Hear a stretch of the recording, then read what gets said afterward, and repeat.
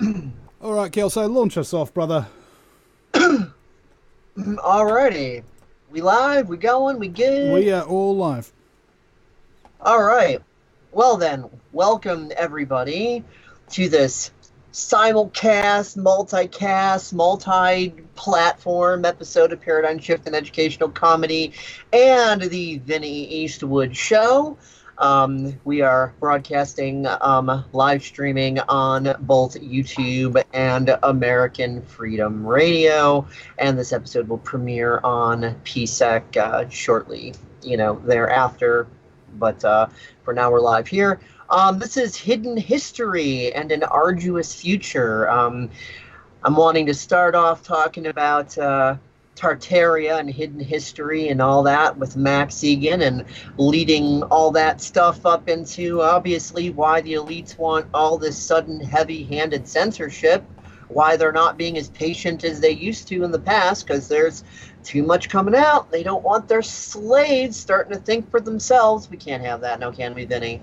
So yeah, we're here with Richard Hamilton, Max Egan. I'm Dave Kelso, and here's Vinny Eastwood, and I'll just we'll let Max start this off. Good idea. Tartaria. Hi, welcome. Thanks for having me. What would you like me to discuss? What is there a question, or where are we going? Just Tartaria. Yeah, well, that's something I've really been looking at this lately, and a lot of what we're hearing about Tartaria, I mean, we got to be really careful of making assumptions in all of this, and we've also got to be careful of being led down another rabbit hole with all of this as well. What I've established really with Tartaria is that what we've really got is evidence of a previous culture. Whatever we want to say about it, or who wiped it out, or it's very difficult to determine these things. There's a lot of people making a lot of speculation about it, and again leading people down a rabbit hole. What I've established really, all we can confirm is that there was a previous culture, and there seems to be not just one, but lots of previous cultures. And these societies and civilizations that we've got now are built on the bones of the ones that came before. And there seems to be some form of cyclic cataclysms, cyclic events that happen whereby the population is periodically culled. And you start looking into things like population figures, and nothing really nothing makes sense. Nothing they're telling us makes sense. No matter what version of history you look at the population figures, they don't make sense, whether it's the biblical version or whether it's the evolution version, whatever you want to go to, none of it makes sense. But I think we've fallen into the danger with Tartaria of seeing it as this incredibly utopian society that once existed, and thinking that that's all there is to it. And then there's been a real effort to go down and try to find, like I said, evidence of who wiped them out and who to blame, and someone to point the finger at it again for all this sort of stuff. And I think we lose track of things. We leave the path of wisdom. Because all we know is that which exists in living memory. A lot of the information we're given to read, all this stuff, we can't confirm any of it. All we can really confirm by all of this is that there was a previous culture, and that what we've been told is not true. So I've looked at it and I've found it quite empowering, because I can see that this happened quite recently. You look at the orphan trains, the foundlings, all this sort of stuff, circa 1880. So as recently as a couple of hundred years ago, there was a very different world here. What happened, we can only speculate. But I would suggest that we're on the verge of something like this happening again. And I think that even when we look at that, I even suggested on the last radio show that one of the reasons why we might have so little information about the demise of that society that existed is because of what we're seeing in the world today. When this society declines, we're going to have very little information about the decline of this society, because it's all digital, it's all virtual. All the stuff we write is all virtual. All the films I've made, all the blogs I've written, all the stuff that I've done, it all exists in a virtual world. All they got to do is turn the power off and they shut it all down. And we're in another form of dark ages at the moment when that happens, So this is what I'm kind of looking at. I'm just looking at how we could have lost that information so effectively, little information about the decline of this society, lose track of the moment that we're in, because I think we're in danger of having that happen again,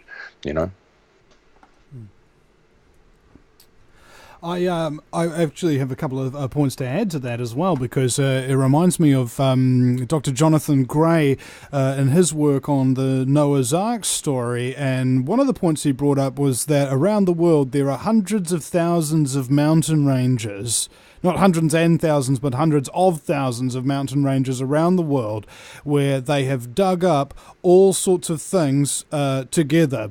Tools, human beings, our sea creatures, land creatures, debris, trees, all of these sort of things, all buried and extracted, but they were all buried at the exact same time frame kind of thing. So it lended credence to the whole idea that there was a massive worldwide flood or cataclysm or something of that nature which wiped the earth clean.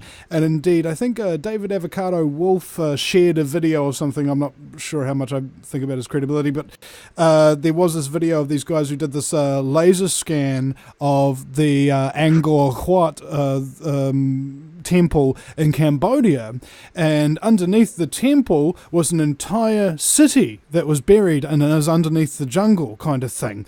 So, and ancient monuments exist underneath Zealandia where me and Max are, and that kind of thing that stretch into the oceans. There's Egyptian pharaoh sculptures and things like that under the sea near Cuba, that people have gotten pictures of and gotten out and that kind of thing. So if there was a global society that got wiped out, there'd be endless evidence for it, but it'd be under thousands of years of sediment and debris and everything like that, and you just have to dig it up, which is why there's so many places on this earth where it's illegal to dig.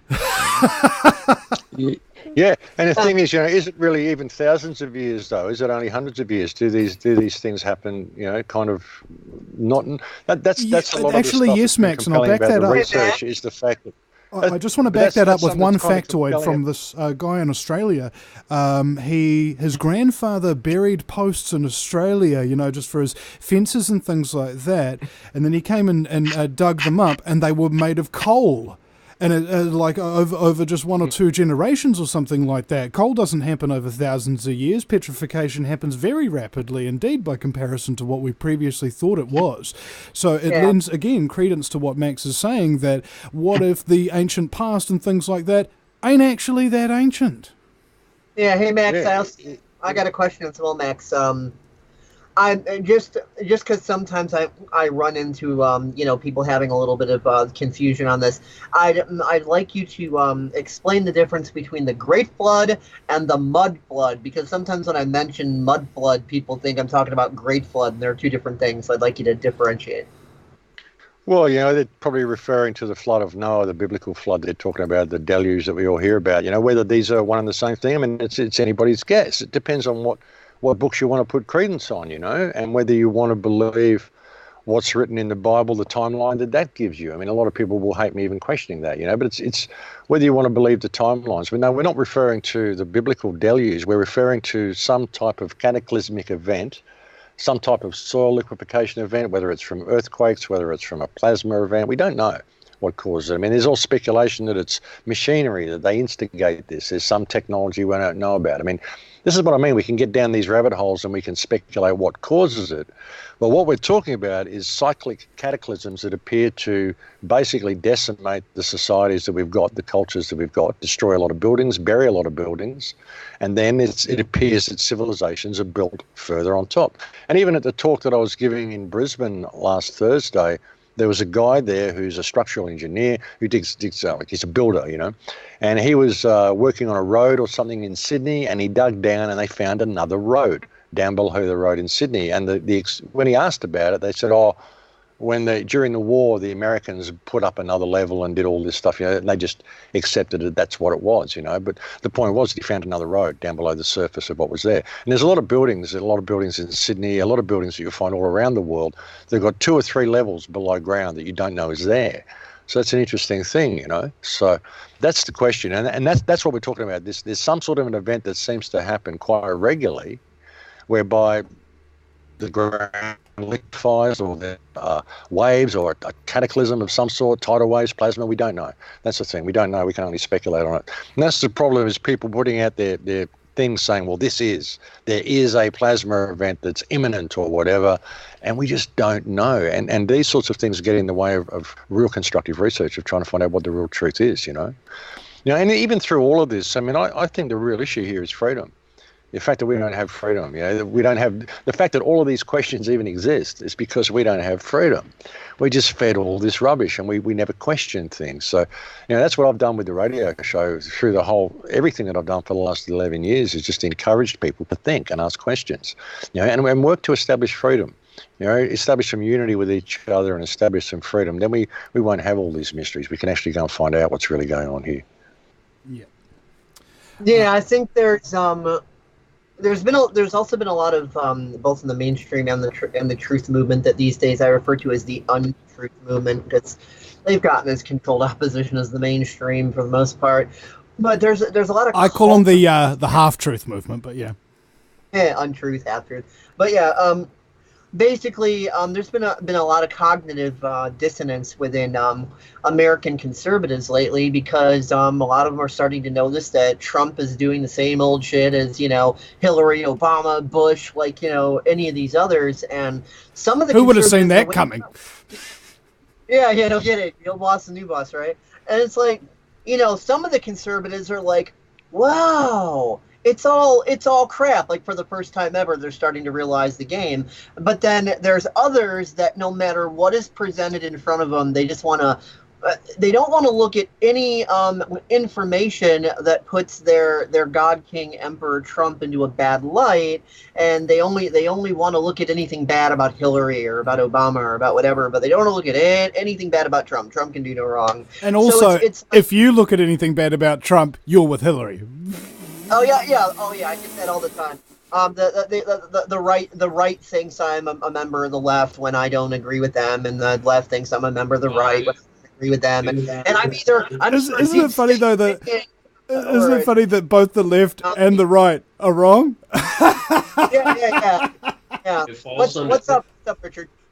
It falls under the same category. It's divide and conquer at its finest. I mean, you have both extreme political spectrums who will sit there and blindly worship their political figurehead and act as if they can do absolutely no wrong. It doesn't matter what you point out. It doesn't matter the evidence that's there.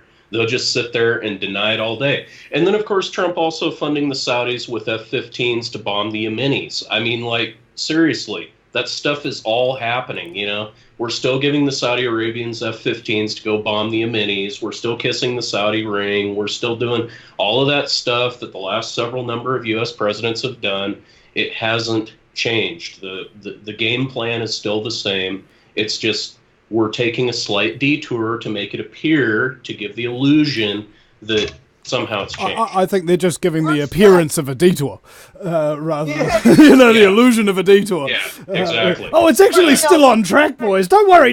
That's just campaign rhetoric. Yeah. That's the worst yet. The other level of hypocrisy is when Obama did all the same shit that Trump is doing, the conservatives were like, oh, shame on Obama, he's so terrible. But then when they see Trump doing it, oh, he's playing 5D chess. He's got a plan. It's like, oh, come on, it's the same thing. Here's the thing, it's narcissistic abuse syndrome. Okay, so essentially what a narcissist will do is they'll put themselves up as being so grand that they shouldn't be questioned, and they'll put you down and say, you're nothing without me, and they make you feel powerless without the narcissist there.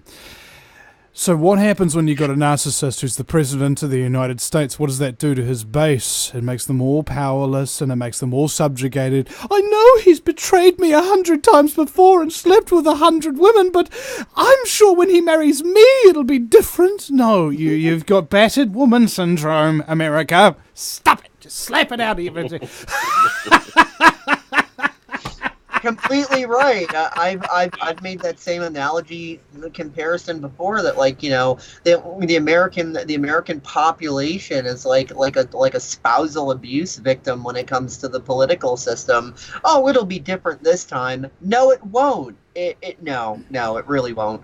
Yeah, I came to that realization after we did the New Zealand Prime Minister's Are Globalists Revealed video. You can watch that on my channel, folks, and it's real funny. We go back to every New Zealand Prime Minister since the 1970s, and all of them happen to be globalists, right? And we all of this stuff and all of the things, and they all do the exact same thing when they're in power. And then I end the video by going like this. Well, Vinny, just because every single Prime Minister we've ever had has been a globalist secretly behind the thing and betrayed every single promise that they made in an election, doesn't mean the next mindless election promises are not going to come true. And it's like, yes, it actually does mean that. You've got to stop believing in being a you get so frustrated with people because they're just... Prime Sinister. I don't know if you realize it, but you said Prime Sinister. I love that name even better than Prime Minister. It's more accurate. I understand, hence the label. But anyway, Max and me have been going through the gurgler on this mosque massacre thing because basically there's a section of people out there who think that because you're accusing something of being a false flag, that you're a shill for Israel. Yeah. All right. Now I don't know the connection here. But goddamn, are we getting a lot of accusations of being shills? It's like, okay, untruth movement. So you're telling me that if I'm saying that the government is run by criminals, that I'm defending the criminals who run the government? Like what? It's been really interesting because there's been like a lot of damage control. I'm getting trolled unbelievably, and people can't actually download my podcast. I've got like 15 emails today from people saying that they can't get my podcast via the app, whatever app they're using. I don't know. I don't use a cell phone, so and I don't actually upload the podcast. Someone else does. People have been getting asking to rate my channel when they see a video. Will you rate this video to improve YouTube service? How would you rate this video? And they give it a rating of 1 to 5, from very dissatisfied to very satisfied. They're claiming they haven't had that with anybody else's videos as well. As I said, the video that I uploaded to my channel this week sat there for 4 hours before I made it live, and it already had 24 views before I made it live. So the channel is definitely under a lot of scrutiny, and there's been a lot of misdirection in what I've said about this whole Christchurch thing. When the claim was made that it was all fake and CGI and all this stuff, I actually got quite excited. I thought, wow, we've got them with their pants down. Sounds good, you know. So I downloaded the video and I looked at it, and then I started thinking, well, hang on. If I just looked as far as they told me to look, I would start buying into what they're saying. But I'm looking further and I'm seeing the shell casings are appearing on the ground. I'm seeing all this other stuff. So I ended up, the main claims that were being made about the video was that the shell casings are disappearing, they're CGI, that there's no shotgun holes in the windscreen, that he ran out to the street to shoot no one out the street. He ran to the side of the driveway to shoot no one down the alley, and that there was no blood. And I've looked at all this and I'm thinking, well, I'm actually seeing all of this on the video. So my question was, why are the claims of no shell casings being made? Why are the claims of there being no one out the front that he was shooting? Why is this claim being made? Because you can see someone that he's shooting at. You can see the body on the ground later on. You can see someone in the corner of the yard when he's shooting down the alley. You can see the body fall. So that when I had the debate with James Fetzer, I wanted answers to these 4 questions, because you can see shell damage to the windscreen. You can see it. You can actually see the holes where the sun's coming through onto the dashboard, where you can see the holes from the shotgun holes. And there's certain parts of the video where you can see 1 or 2 of the holes, and you can see a crack across the windscreen. So I had these 4 questions, and these 4 questions have not been answered. And all of the furor that's been created around me asking those 4 questions have been all of these claims of what I'm claiming, and all I'm asking for is clarification on these claims that are being made that the video is false. When you look at the video, prima facie evidence says the video is real. Certain claims that are being made to prove falsehood, such as CGI shell casings, no blood, shooting no one down the street, no one down. These claims are provably false. No shotgun damage to the wind. They're provably false claims, as very, very clearly evidenced by the video. So if that's what you're basing your claims of fakery on, well, I need something better than that because it's not what I'm seeing on the video. What I am seeing on the video is all of this other stuff that it would appear people don't want you to look at, because that was my next thought. Once I looked at it, and I went, well, okay, this is frame rate. This is crappy bandwidth that we're seeing here. This is video compression. But it isn't any proof of what people are saying. So these claims came out so quickly within 2 or 3 hours of the shooting happening. So I started thinking, well, what else don't they want us to look at? Why is this misdirection happening? So I started looking at the video, and I started looking in the peripheral vision of the video. And I saw that there was a man in red there at the driveway when he pulled in. That man in red can be clearly seen standing by the wall when he's shooting the last victim out on the street. There were handlers there dressed in red. There was a car that was parked there at the front of the mosque. That car left halfway through the shooting. It was in the right parked out there, and it was parked there when he's shooting all the people inside. Then he ran out the front. He pointed his gun at it, but he didn't shoot. And then he ran out and he shot someone down the street, went back to the car, changed guns, went back and shot someone down the alley. And while he was shooting that person down the alley, that car that was parked at the front of the mosque drove away. And we can even get the rego number of that car. We get the make, we get the model, we get the registration number of that car. This is very, very important information. This proves that the New Zealand government's story of a lone gunman is false, because there was a man there dressed in red. At least one, may have been two men dressed in red there, and there was someone in a car who left halfway through. Why isn't this being brought to public attention? And why is all this smoke and noise being created and all this misdirection to get people questioning whether there was enough blood? Why are the bodies huddled in the corner? Questions you can't answer. You can speculate back and forth, put out a theory and argue about it for the next 20 years. You won't find out what the answer were because you weren't there. But what we can determine from the video, things that are not negotiable, not debatable, not up for conjecture or speculation at all, is that there were men in red that were there. There was a car that left halfway through. And during the shooter ran out and to catch that guy running down the street, and to catch the guy running from the back corner, and to catch the woman running out the corner. They were not in his line of sight, and he dropped what he was doing and ran to get them. He must have been alerted by someone that there were people escaping from the perimeter. So he was not working alone. That is clearly evidenced by the shooter's video, and I would suggest that is why the video is banned.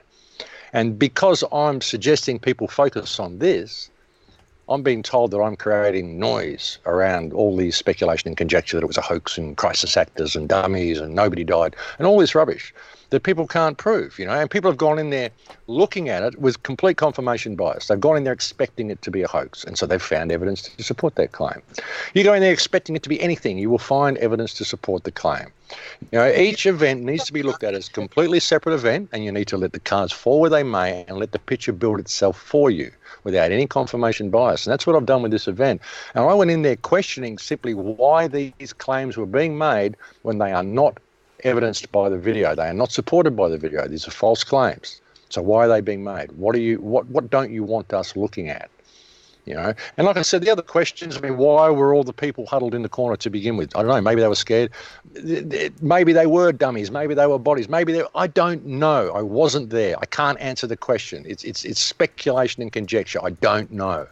Prima facie evidence says that there were victims and people died. That's what the video says. And I'm just asking for people to prevent their actual evidence, present their evidence to support their claims of a hoax, because all the speculation and conjecture isn't helping, and it's detracting from some very, very important points revealed by the video that clearly show that the New Zealand government and the New Zealand media is lying through their teeth.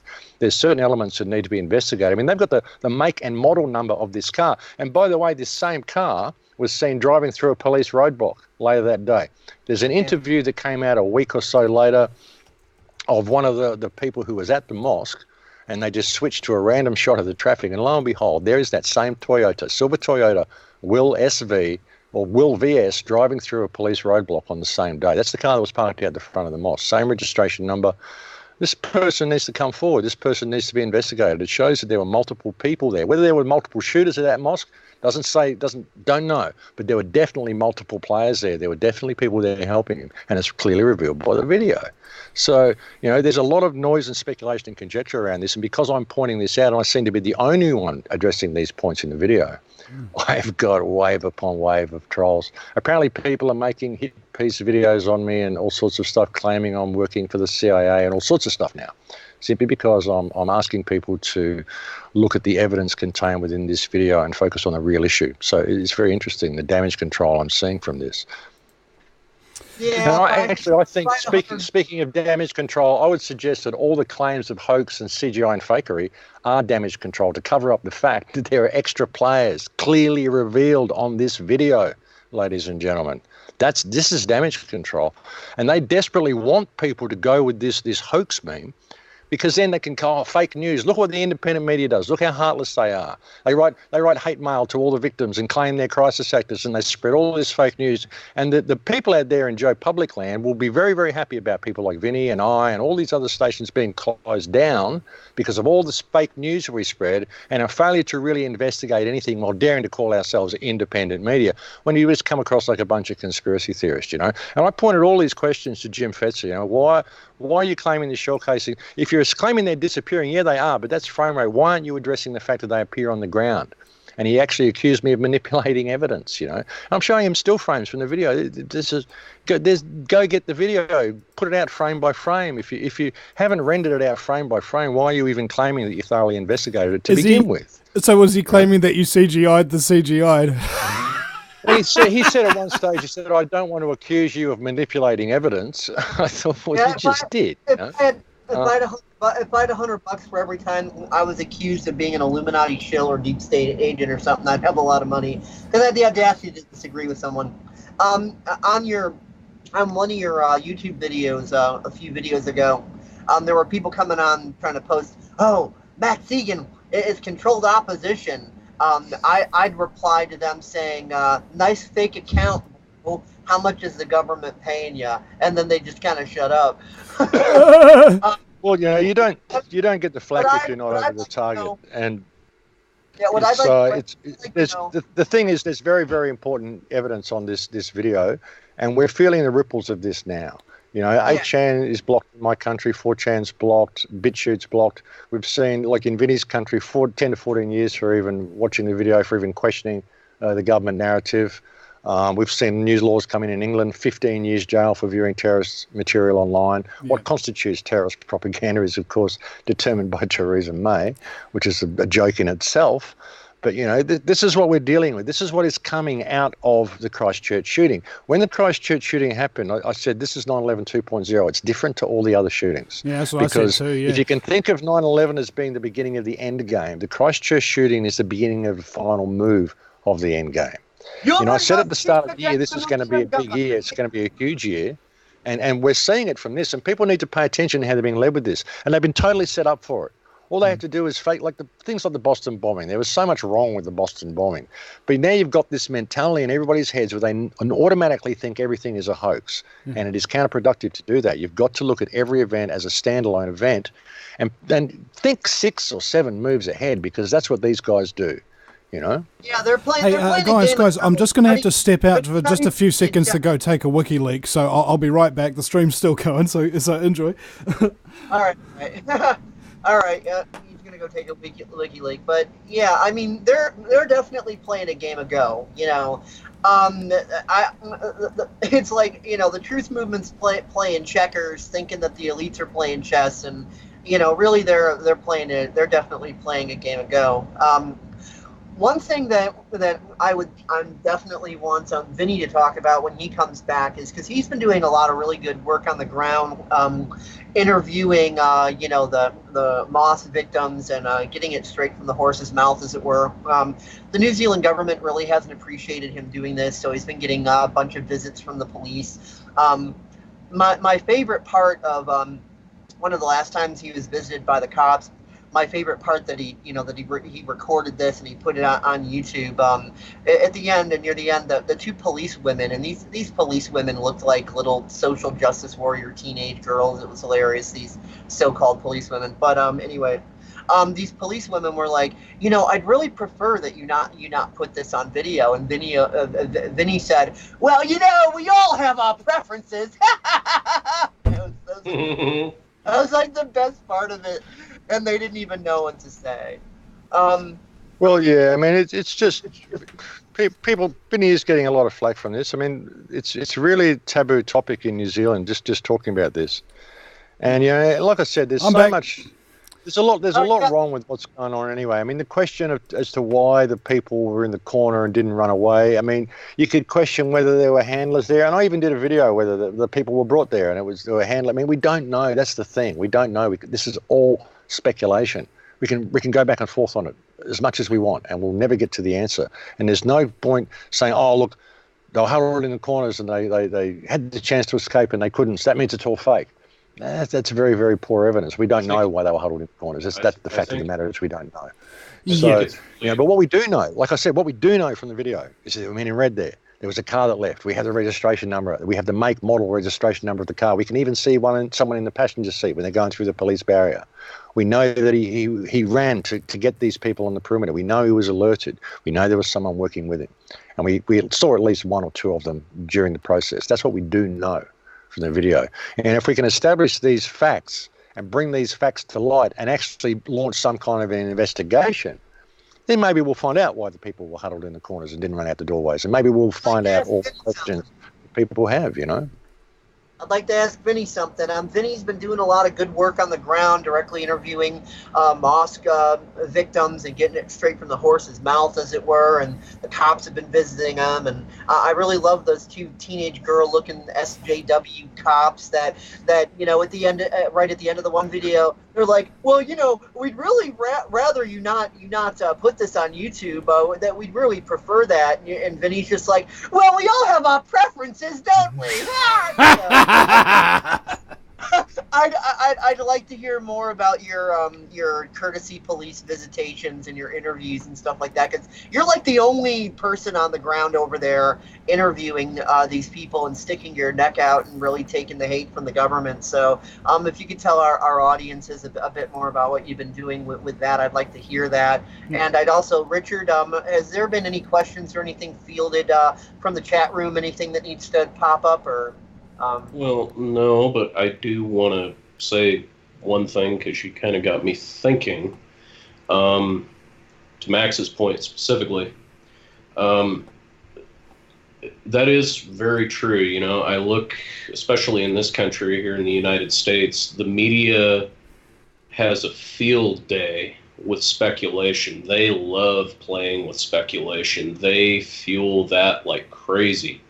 And they use that as a tool to really throw cogs in any form of real investigative journalism. They use it like a precision weapon. And they spin the narrative so much that everybody starts getting really confused. Everybody starts grabbing on to little pieces and bits and parts, and then everybody's infighting. And fighting over what little data that they think that they can conceive or that they have, and then everybody's so distracted by fighting with each other, nobody's really actually paying attention to the hard data. And I really think, also to your point, it's very important to be able to look at, for yourself, to be able to actually look at what's physically seeable, like especially in the video. I've only watched the Christchurch shooting video once. I'm going to have to go back through and really go through it and look at it frame by frame to see what you're seeing. But I think it's really important for people and by the way, YouTube, please don't take my channel. Please don't take my channel. Go ahead. Yeah, well, you're absolutely correct, and that's what I've tried to do with this whole Christchurch shooting, is stop completely away from speculation. And you'll have people who are claiming a hoax will say, oh, but now you're speculating that people died. No, I'm not. The prima facie evidence says people died. You're speculating that it's a hoax. I'm simply looking at the video. I'm looking at what the video can actually reveal for me that I don't have to speculate about, stuff that is absolutely 100% confirmed by the video. And what is confirmed, as I said, is that he was not working alone. That's absolutely confirmed by the video. We have that even confirmed by the mainstream media. On the Daymax, not up for debate. Yeah, and that is not up for debate. So all the rest, it's all speculation and conjecture. All the claims of hoax and bodies, it's all speculation and conjecture. All of it, you can't prove any of it. But what you can prove, there were men in red. There was a car that left. We have the registration number. We have the make. We have the model. We can confirm that he ran out of the building to shoot people that were not in his line of sight, and he ran out and he got them just in time. Someone must have told him that he was doing this, because there's one point where he's just there in the main room, and then he just stops and he runs. He doesn't walk; he runs to the front door to catch the woman running out the Lady in red, like the Matrix. Lady in red, Matrix. Lady in red, like the Matrix. Yeah, this is stuff that is confirmed. It's not up for debate, and because I'm not open to speculation on the event, and I'm just sticking to the actual solid hard evidence in the video, I would suggest is why I'm undergoing such an incredible amount of attacks and trollings and defamation and all stuff. But you don't get the flack if you're not over the target. It's just the way it goes. Yeah. Oh yeah, when you're genuine and honest about something, that's like the worst hate crime ever, apparently. Vinny, we'd still love to hear about what you've been dealing with on the ground with police and interviewing victims and all that stuff. Give us a bit of a summary synopsis or whatever about what you've been doing and what you've been going through and the crap you've been taking for it. Well, day one, I didn't watch the video. I had only just heard about this in the evening news. I don't watch the news. And then on the morning, I got Ollie Damagard on the show. I had a chat with Kurt Richard Haskell. I had a chat with Ben Vidgen, who's a journalist here in New Zealand. So let's just put something in the clear here. I'm a journalist in New Zealand for 10 years, talking to activists and this, that, and the other. So's Ben. And we've both been down to Christchurch, so this is our territory, and we've been to the scene, and we've interviewed witnesses, and we've interviewed a survivor, and we've interviewed the president of the mosque, and that kind of thing. We've shown compassion and respect this whole time. We've talked about all of the different possibilities, especially with the initial evidence coming out, possibly CGI or something like that, and as a result, my channel was flagged and it got restricted from uploading for about 2 weeks there, right in the middle of the coverage storm that was going out about this. So that was incredibly frustrating and difficult to deal with. And then I brought on a guest called Michael Black after fresh coming back off of his YouTube channel being restricted. And then not long after that, he got his channel completely deleted.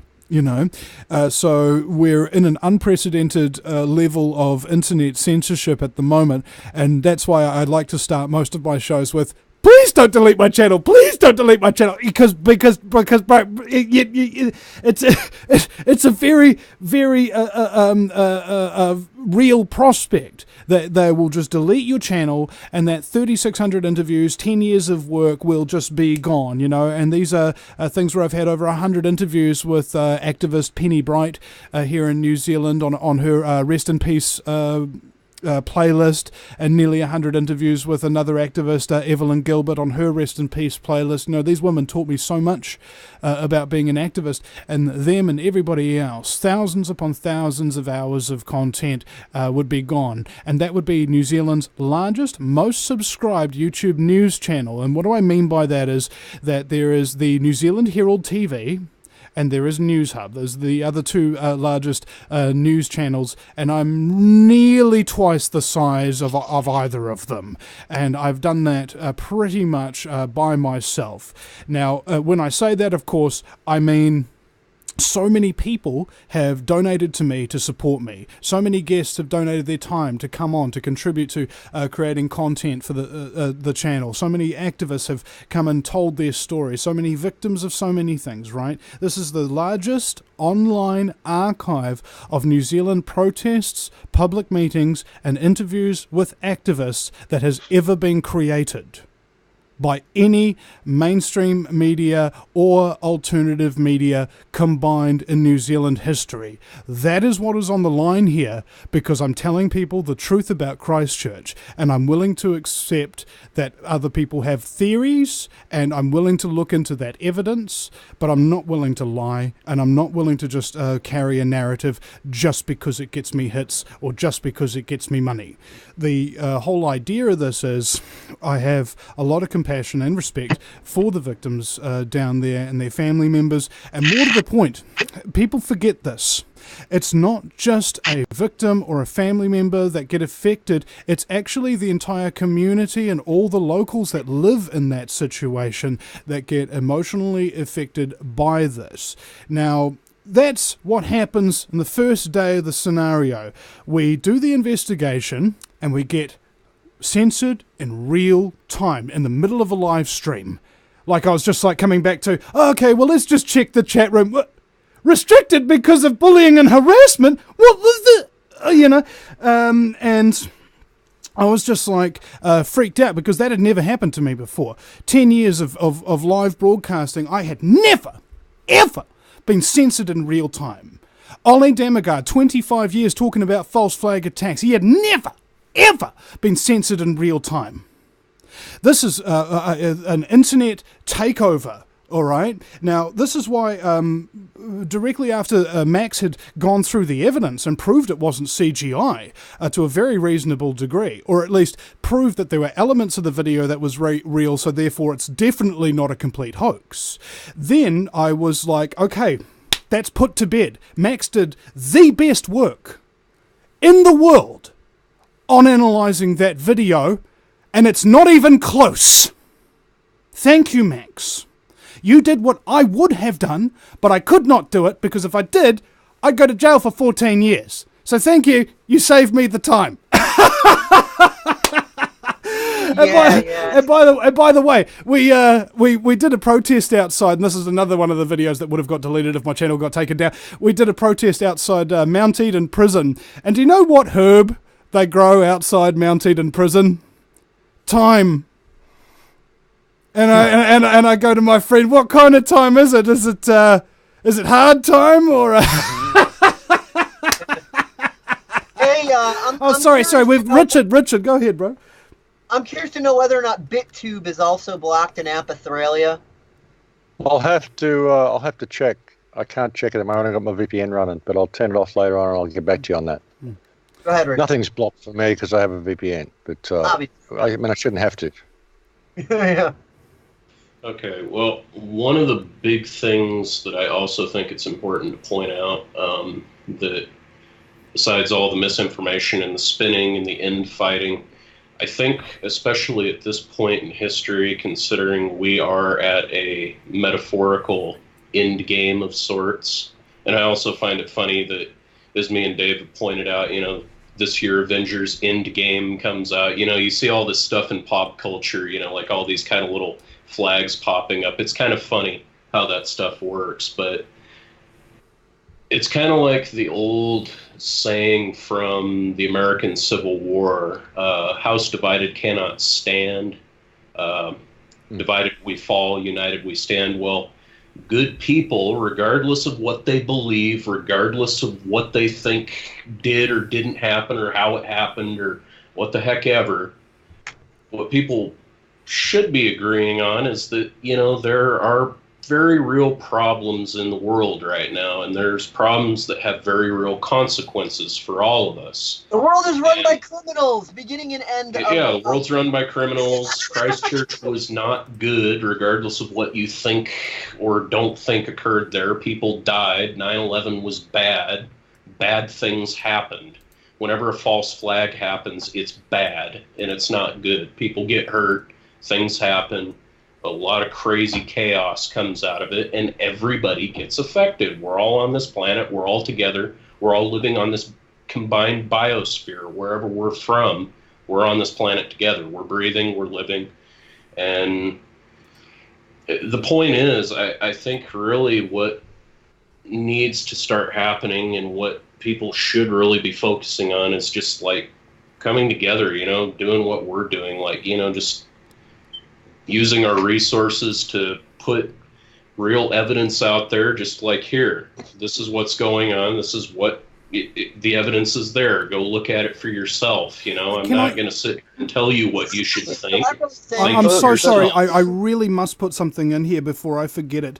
Here's the thing. People go about personalities and who's right and who's wrong. And as soon as you've got people fighting, it confuses the audience and they turn off and they don't listen. And that's part of the reason for that. So just quick capsule for the audience. This is how you can tell which one is lying. Which one asks direct questions. Which one gives direct answers. Okay, think about that. If the more direct you are, usually the more honest you are. And now here's how you tell who's the liar. when they are given a question, instead of answering it, they will dance around it and they'll bring up a million other things that have absolutely nothing to do with it. If they are implicated in something and asked a question where they might be guilty of something, they will dance around it and they will attempt to convince you that they're not the kind of person who would do something like that. They won't just say no. Okay, so that's just quick for the audience. If you see debates and things like that, and who's getting rowdy or whatever, this is how you can sort out the scum from the clean. Yep, Vinny, yeah, I think it's really important to point out as well, like with what I've been doing with this whole thing, my whole what I first did was I had those questions I wanted answered. Why are these claims being made? And I'm pointing out real evidence in the video which shows the government's lying and they're removing your guns under false pretenses, which could bring the whole thing unraveled and cause a proper royal commission into it. And you need to look at the amount of trolling that I'm getting for asking people to look at these questions. Oh, yeah. And for simply questioning the claims of CGI. And people will say, oh, you're claiming it's real. No, the prima facie evidence says it's real. I'm simply asking why the claims of fakery are being made. That's different to claiming it's real. What I'm trying to do is get to the bottom of this. I want to know why this smoke and mirrors has been created around the very, very clear evidence revealed on the video, which reveals the government's. And you need to really look at the amount of damage control and flack that I'm getting for simply asking those questions. It's very, very revealing. I've been seeing people say, "Oh, well, what Max is asking is irrelevant. I don't need to answer that." I'm like, "Oh, well, Zig Heil, we shouldn't be asking questions. Questions don't need to be answered. How are you a truther? You're just a government chill or something." I don't know. But Vinny, you know what would be really brilliant, Vinny? Like all these mosque victims' families you've been interviewing and survivors and this and that. It'd be really great if you could get them on video and stuff and just have them say, "I don't appreciate how this is being used to take away freedom here and create a police state, and especially because I know that even asking this question is currently against the law," and then put out the question, okay, all these mosque victims and everything are now breaking New Zealand law by saying they don't approve that this is being used to roll in a police state. So now are the victims going to be arrested? That would be great. But then, of course, you're asking someone who's just gone through an incredibly traumatic experience to go and make a public statement on YouTube to prove some sort of a political point or to appease the conspiracy theorists. I mean, this person just lost a family member. Leave them alone, for God's sake. Yeah. I do actually have this week coming up that same eyewitness and survivor coming on the show. And he's more than willing to do it because let's look at it like this. As soon you as understand what I'm saying with that, though, Billy? Oh, absolutely. And as I said, I've said in a number of videos, in fact, titled a number of videos, we're here on a compassion and respect mission, all right, more or less, because healing cannot happen until people are willing to show love and support and compassion, okay? Especially with an event of this magnitude and scale. Now, moving on from this, we've got to talk about the actual evidence that we uncovered, especially the evidence that we uncovered on day one, which was actually quite significant. A huge amount of different false flag signs and that kind of thing came out. And that was. Can I make a quick thing on something Max said before we go so far beyond it that it looks like I'm coming out of left field? I wasn't suggesting that we should appease conspiracy theorists or pester the families. I'm just saying for those members that are willing and that really think this, to just say, look, we don't like how this is being used. That's all. Just because even so much as saying we don't like how this is being used is literally breaking New Zealand law at this point. So that's all I'm suggesting. I'm not suggesting I can understand that. But conspiracy theorists. Well, yeah, it's cool. I mean, I'll add it onto my list of shit I'll never get around to. With the I've got this list here, and it's 17 or 18 little points here of evidence, and this is what we gathered on the first day. This was how obviously staged the attack was, and I'm just going to share my screen here for the gentleman on this stream here with me. so that they can see what we're looking at as well. So this is a list of things from Kurt Richard Haskell that he wrote many years ago, but they are all different signs of a false flag. Now please note that not all of these items will be found in relation to every false flag event, but very few, if any, of these items should be found at a real event. Thus, when you start seeing several of these items appear in one event, it is most likely a false flag. Now remember, this was my preliminary list. There's a couple that we've removed, and there are also things that need to be added to. But anyway, 6, key video is hidden. So as we see, the video itself has been banned, and Max has actually pointed out in his videos exactly why they've been banned, because of the evidence showing collusion and accomplices.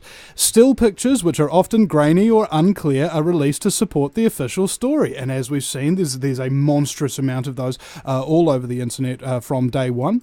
The perpetrators are identified in record time. They identified them in 33 minutes, folks.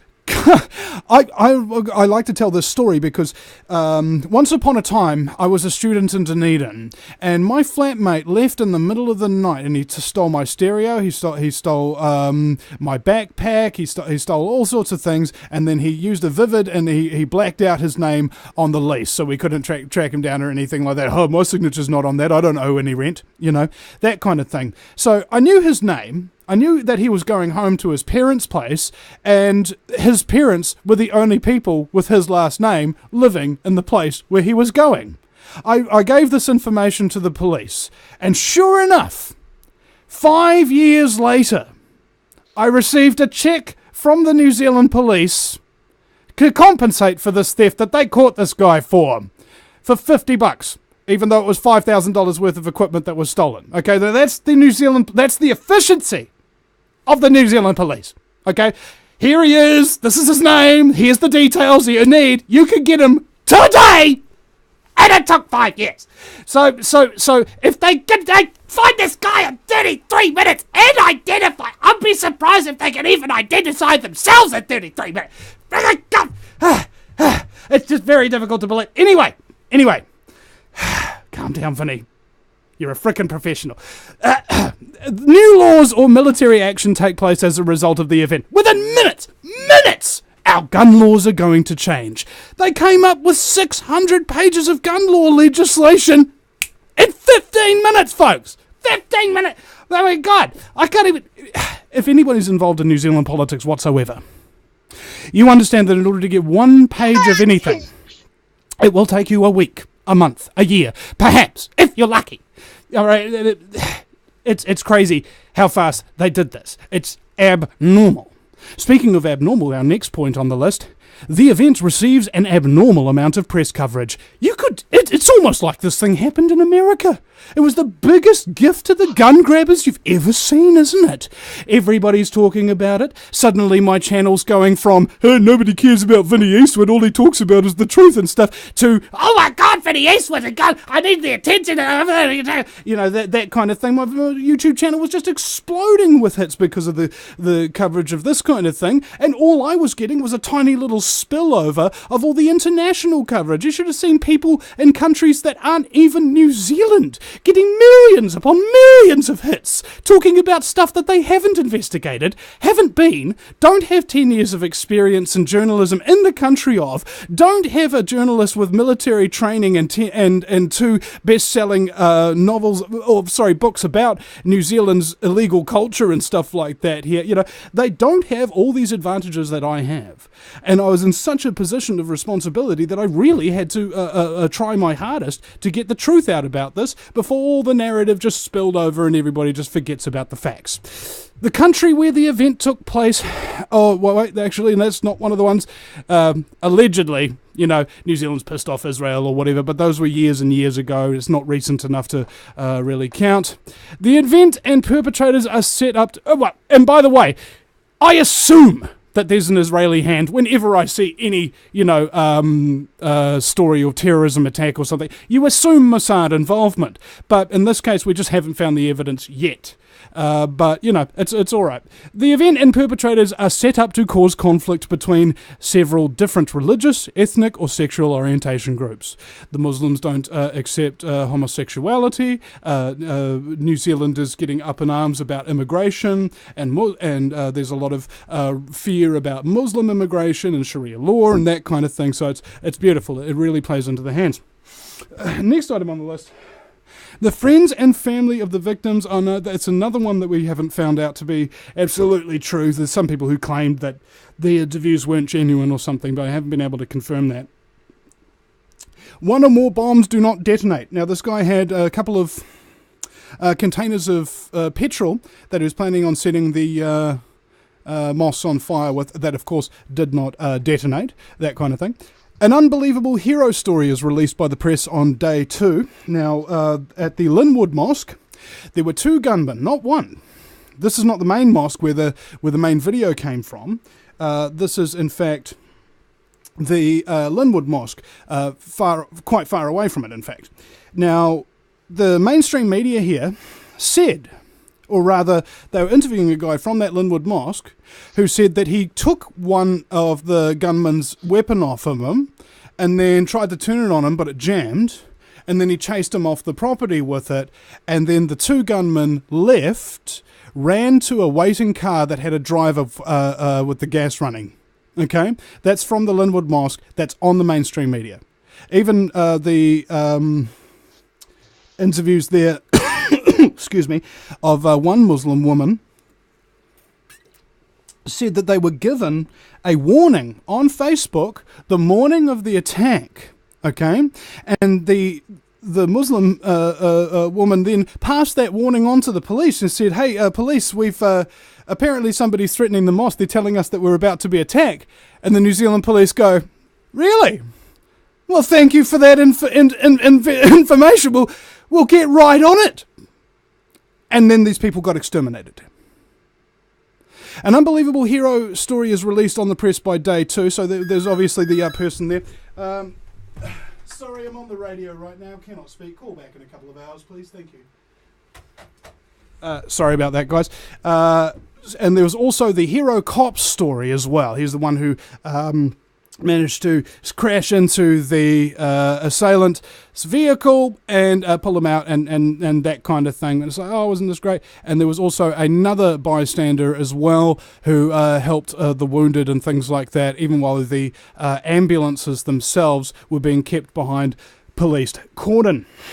A manifesto is released by the perpetrator, and as we've seen, this person's manifesto did get released, and it's got occult black sun symbolism on it, and it reads like the Unabomber. In fact, according to Kurt Richard Haskell's early analysis, he claimed that the Unabomber's manifesto was almost word for word, in some places, a literal copy and paste of this manifesto. Now, for those of you who did study the Unabomber case, it turned out that he was actually a victim of MK Ultra, the CIA mind control program to create completely undetectable covert soldiers that could be triggered with special words, the kind of things that you see out of the Manchurian Candidate. 20,000 documents were leaked in the 1970s, and there is every reason to suspect that the operations that were going on at that time were much larger than the leak would suggest, but also that the operations themselves with MK Ultra never stopped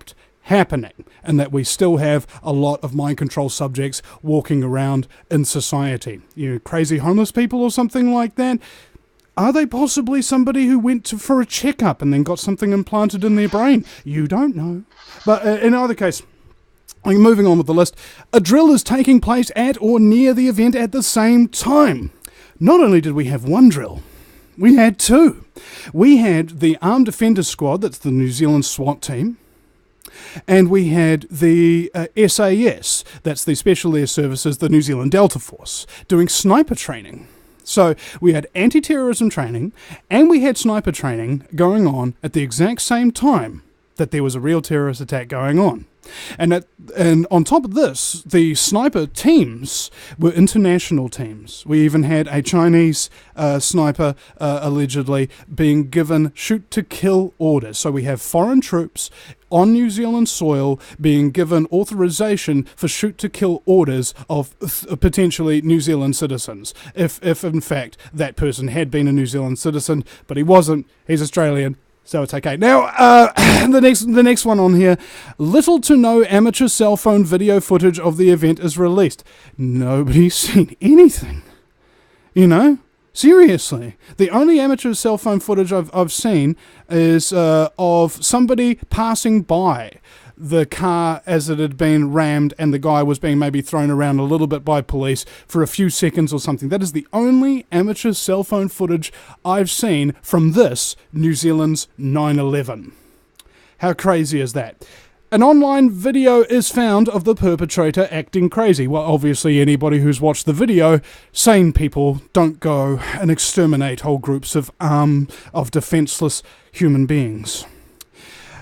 The details of the event make it impossible to not be reminded of other recent false flag events. And this is, of course, I think a good part of what Max has been talking about recently is that people are filling in the blanks as though it's the exact same event, but he's absolutely right in his analysis that everything needs to be examined individually. And I'm so sorry that we're taking a long time reading these out. We're almost done. The perpetrators wore body armor. Now, the Prime Minister herself on the day said that there were reports of an AOS team member going into the mosque and shooting began. AOS, Armed Defenders Squad, our SWAT team, okay? He was dressed like a member of our SWAT team on the time when a SWAT team drill was going on. And he goes into a mosque and shoots up the place. Interesting. Former military members played key roles in the event in some way. The lead investigator of this case was, in fact, a Christchurch police man who had a 20-year track record in the New Zealand military and a 10-year track record in the New Zealand police here. And authorities on the scene in record time and numbers that would not normally be possible in a short time period without prior knowledge. One witness that I interviewed, Josh, he was actually at the main court and police building in Christchurch when the call out happened, and they rolled out with enormous efficiency, just cars after cars after cars after cars coming out, and apparently they found this guy, the alleged assailant, within 33 minutes and apprehended him and identified him and all of that kind of stuff, and for which there was a hero story afterwards. Now, last one, and then we can go to comments. So sorry, guys. Authorities immediately find evidence that ties the perpetrators to radical beliefs. And as you've seen, the right-wing, white supremacist movement and everything have all been thrown in this, and now we're all hate speech suspects now. Go ahead, guys. Sorry. Hey, Vinny, keep screen share on and scroll up in the chat a little bit. Can I say a few things over this? Absolutely, brother. Some of the points you said there, I mean, a lot of them I actually absolutely agree with. Some of them will be there anyway. Some of them you'll always have a hero cop in any event because the media loves that. It's there, but it's not confirmation, I don't think. But again, as the thing says, as you add them all up, you have to add them all together in context. Yeah. And the thing, when we didn't see a video of him acting crazy, I mean, sure, there's the shooter's video, but I think he's normally talking about a previous video of him doing something radical, you know. But what we do have in replace of that is the 8chan thread that he created and the 8chan profile that he created, which was of a down-home ocker with an ocker hat on and holding a stubby of Foster's saying, "Hold still while I glass you." You know, so this was the and most people on 8chan will set up a profile which is just anonymous with a number, but he had OP with this big picture of this ocker and all this sort of stuff. So the whole thing has been set up. You know, I went through a whole bunch of stuff which I believe were MK Ultra markers in one of the videos that I put up on YouTube, which got flagged and deleted, and I got a flag against my channel for it. And there's a lot of evidence of MK Ultra. An interesting thing about Brendan Tarrant is that he went to Turkey in 2013 And the day he entered Turkey, the German embassy issued what it called a credible and concrete terror alert, and the embassy was shut down for the day. And there was a bombing in Turkey 2 days later, and then Brendan Tarrant left Turkey the day after the bombing. Now, all that could be coincidence. But then Brendan Tarrant entered Turkey again in, I think, 2016 or 2017. And this time he stayed for 42 days. And the day he entered Turkey, the German embassy again issued what it called a credible and concrete terror alert, and it shut down its embassy. And the British embassy also shut down on that day. Now, that's both times that the German embassy shut down, and it's only shut down twice since the year 2000. Both times were the days Brendan Tarrant entered Turkey. So you would question whether Brendan Tarrant was an MK-Ultra operative, whether elements within the German embassy knew. I mean, this is speculation, but whether they knew he was an operative and whether they knew he was a guy who could be simply switched on with a simple combination of colour and sound and become an operative and go and carry out something, and so they issued that threat. We don't know. But it's interesting that they shut down the embassy on the day he entered the country, both times. He was in Turkey for 42 days that time, and then he left Turkey, went directly to Israel, and he stayed in Israel for 90 days. And he just was able to enter Israel, not a problem, after being in Turkey, after being in North Korea, all these weird places that he'd gone. He'd gone around the Arab world basically visiting a lot of sites where the Ottoman wars had been won and stuff, great Ottoman battles had been waged and stuff.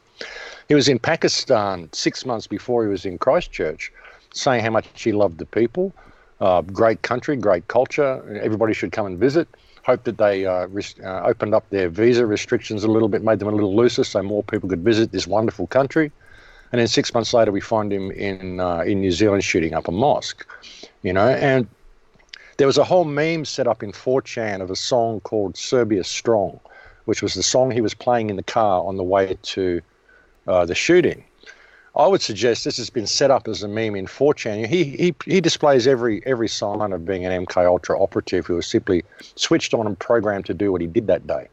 The whole question of whether he even meant to film the video, whether they meant him to film the video. I mean, Facebook went down, all this stuff went down, like a whole bunch of social media went down just before it happened. It's like they wanted our attention on it. So perhaps they did mean him to stream the video, but they didn't mean him to get all the stuff on that he got on the video, because he was a complete klutz. He went in there, he got surprised by a woman as soon as he went in the hallway. He dropped one of his magazines, and then he dropped all of his magazines later on. He had to keep running back, and he messed everything up. He was a terrible klutz in what he did. So, perhaps he just got these people, these extra operatives there when he wasn't supposed to. But however it happened, there's every single flag that you would expect to find in an MK-Ultra operation and a government-run black op in this video. And the fact that all the MK-Ultra markers are there and these men in red, these people are there, whether this was a hoax, whether it was a false flag, whether it was a black op, whether it was simply a single lone nutter like they tell us, none of it makes sense for these markers to have been there. There's no way this was planned to come out the way it did. There's no way that video was planned to come out with what it's got on it. That's the important thing. But in saying all that, this exhibits every single thing that you would expect to find in a government black op, in an MK-Ultra run operation, and too many of them for it to be a coincidence. The fact that these markers are there, you wouldn't expect to find these there if it was any of the theories people are putting out. If it was a black op, if it was a false flag, if it was a false flag, if it was a hoax, if it was a lone gunman, if it was a hoax and CGI, why on earth are all these markers there, all these black op markers and all these red markers and all these things that are there in the video? This was absolutely a black op. And it's clearly evidenced by the video with anybody who has their eyes to see it. I totally agree with you, Max, and I want to go on to back you up on that. And this is how you know it's a black op, is the agenda not before, not during, but after the attack. Okay, so what are the three things that stand against a New World Order? Private gun ownership by civilians, internet freedom, and national sovereignty. And what are three things they started talking about getting rid of 20 minutes after the attack? Pretty much, absolutely. Pretty obvious. Hey, Richard, there's something I did to attempt to give Vinny a chuckle, but fail. I saw it. It was $6.66. Yeah. Yeah. I did a super chat of $6.66. Read my comments that I put in there, Richard. Oh, isn't it Masonic? Yeah. Let me scroll back up here. I have something good to add that I was just going to say. Thanks, everyone, for watching. Smile, including the CIA, New Zealand government, etc. Smile.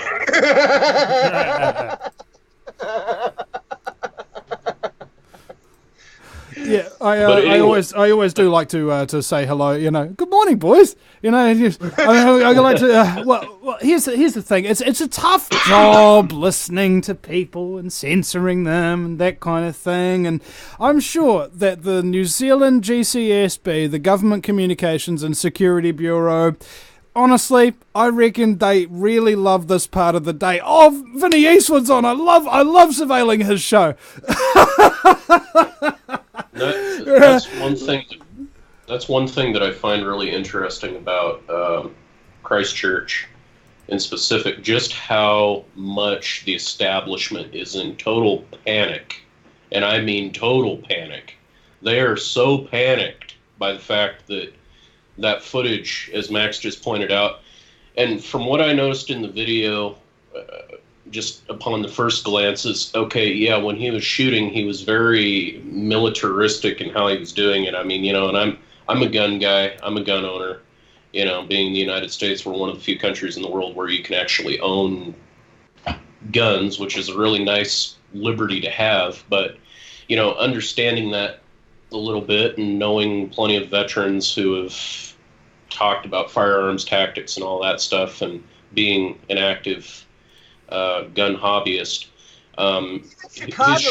his shooting was very military style. I mean, he was very on point with it, but at the same time, as Max was pointing out, he's very clumsy. I mean, you know, he was dropping stuff. He was, you know, he had one gun when he opened up his trunk the first time. He reached for one of the ARs with a sporterized stock. He drops that one, and then he's kind of fumbling around a little bit, and then he picks up another one, and then he starts, you know, doing his mag thing and changing around. It was for being a false flag. I mean, it was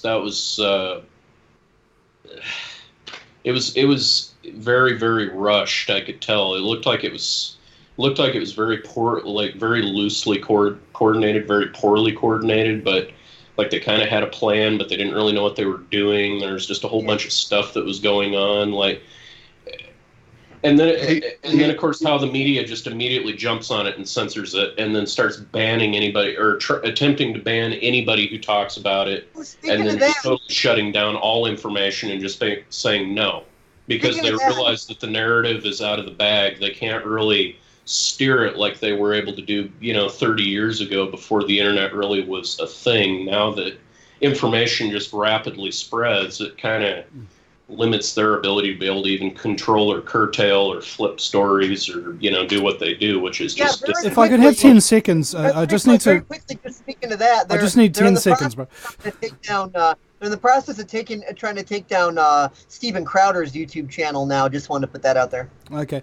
Well, I've got Michael L. in the chat room here. He asks, is it a coincidence not a single Jewish politician in the U.S. House or Senate, including 89 Israeli dual citizens, support the Second Amendment? Well, that's an interesting thing, because you got to think about gun confiscation and who's got a plan. Now, have you heard of the UN Disarmament Committee? No? Okay, well, they've got plans for global disarmament that include registering weapons, making it really hard to get certain types of weapons, then making it difficult to even get basic hunting weapons, and then confiscating all weapons from civilian hands, ensuring only police and military have guns. You know what that's called, ladies and gentlemen? That's a communist takeover. What happened in China after the government and the Red Army took all the weapons off of everybody? 80 million conservatively. Deaths among the Chinese population. Hey, it's just a small sacrifice, only the people who would have resisted. Now, here's what happened with gun registration in the Third Reich. And everybody brings up this example, oh, everybody go for using the Third Reich. But it's the exact same formula that happens in communist countries too, because National Socialism is socialism, in case you didn't realise what it means. So, first they register the weapons, and then they say to them, so, what political party do you vote for? And have you got any guns? And they go, well, I vote for this. I vote for the Communist Party, not the Nazi Party. And yes, I've got guns. And they go, well, thank you very much for that. And then they arrive at all their political opponents' homes, take all of their guns off them, and then exterminate them. Okay, ladies and gentlemen, bing, bang, boom. In a literal sense. This is quite a good pun there, actually, kind of by accident. But anyway, the other element that we need to take into account here is, of course, this internet censorship element. And let's take a look at the overview, this very, very broad overview of the wider ramifications here. So what do the enemies of humanity want? They want a new world order.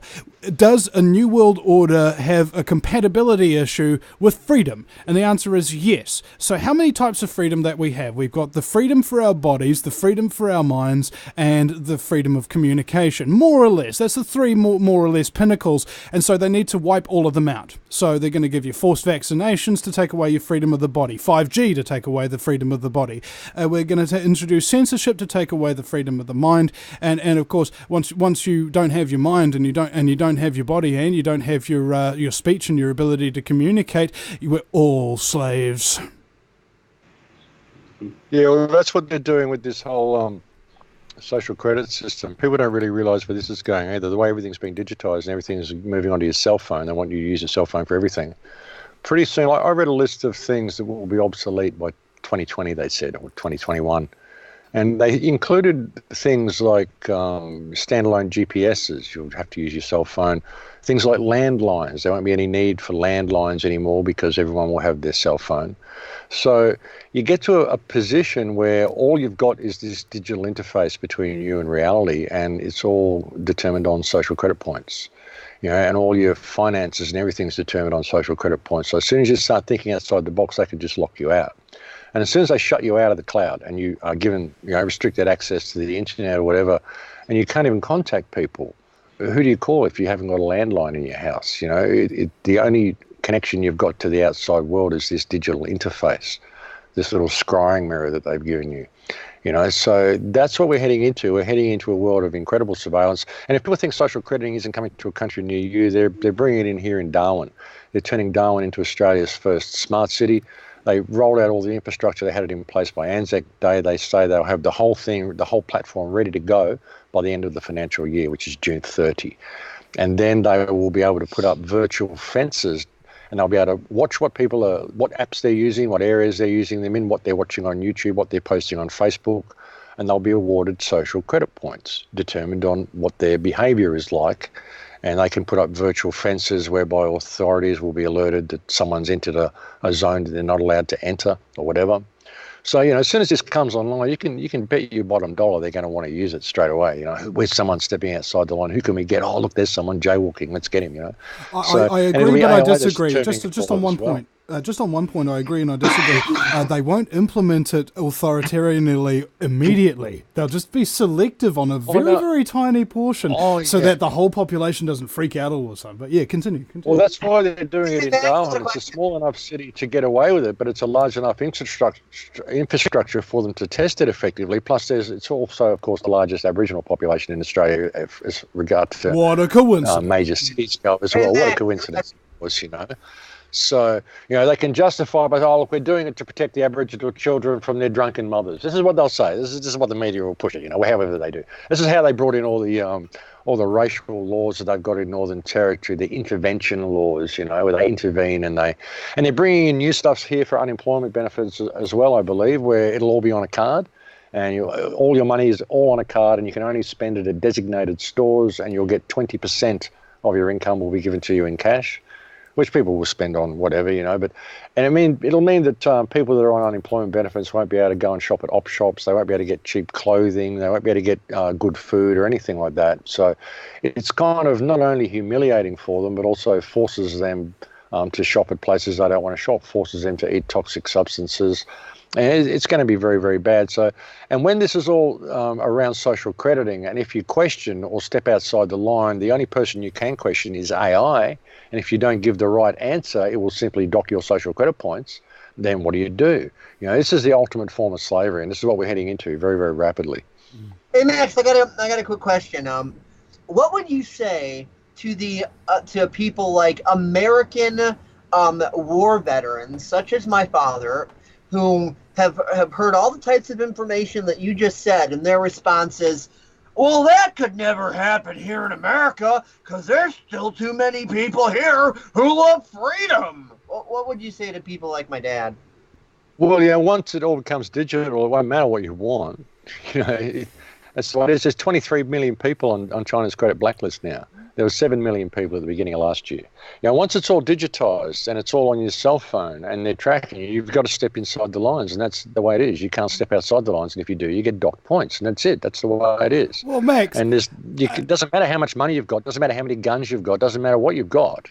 If you can't spend anything what you've got, and you can't access your car, you can't go into certain buildings, you can't access certain areas because you're simply not permitted to, what do? You can you complain suggesting... All you're complaining to is AI.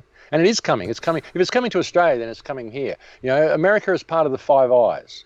Look at the Five Eyes. Ask your dad to look at the Five Eyes, okay? New Zealand, Australia, Canada, England, New Zealand. The Five Eyes. This is the one surveillance system, and we're all working with each other to do it. That's the way it works. Well, they're all working with each other to do it. The parasites that are running the system are anyway. It's all one big happy family, and it's rolling out everywhere.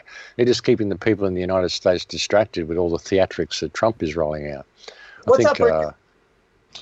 I just wanted to say, to add to that point, they're also rolling out social crediting systems in China. China's got vast infrastructure. It's known as Sesame Credit, and it's, the perfect platform for the Communist People's Party of China. They can regulate their citizens far more micromanaged style than they ever have. It's the totalitarian wet dream.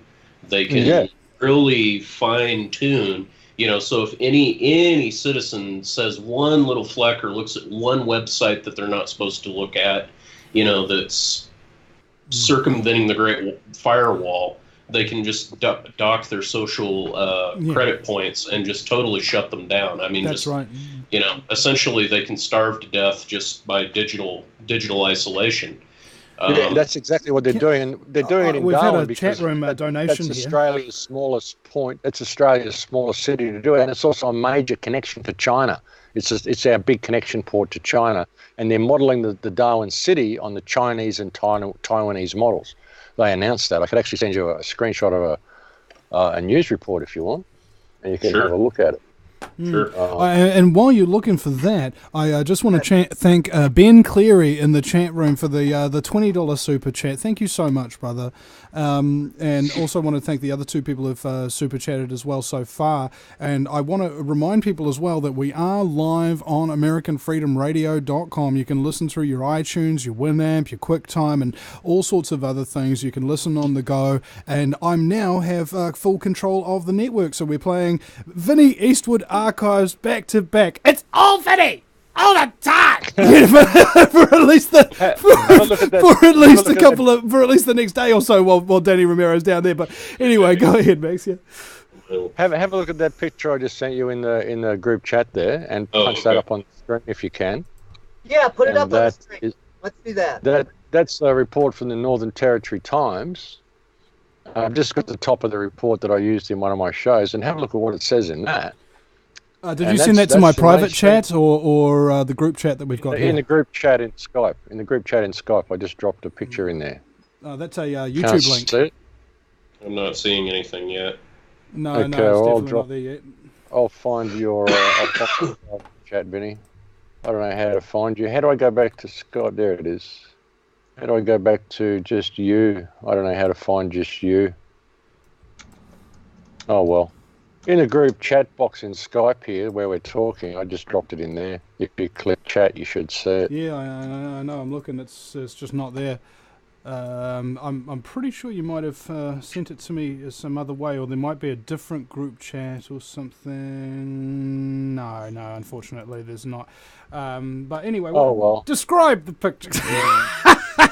Well, it just says here, Darwin to build future city based on smart technology, based on future smart technology based on cities in China and Taiwan. It says Darwin Council will use Chinese-inspired surveillance technology to gather data on what people are doing on their phones and to put up virtual fences that will instantly trigger an alert if crossed.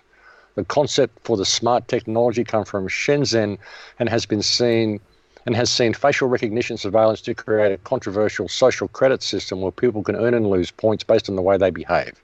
Council's Innovation, Growth and Development Services General Manager John Sattler said the poles fitted with speakers, cameras and Wi-Fi would allow Council to gain data on how many people walk on what footpaths, where they use certain websites and apps in the city.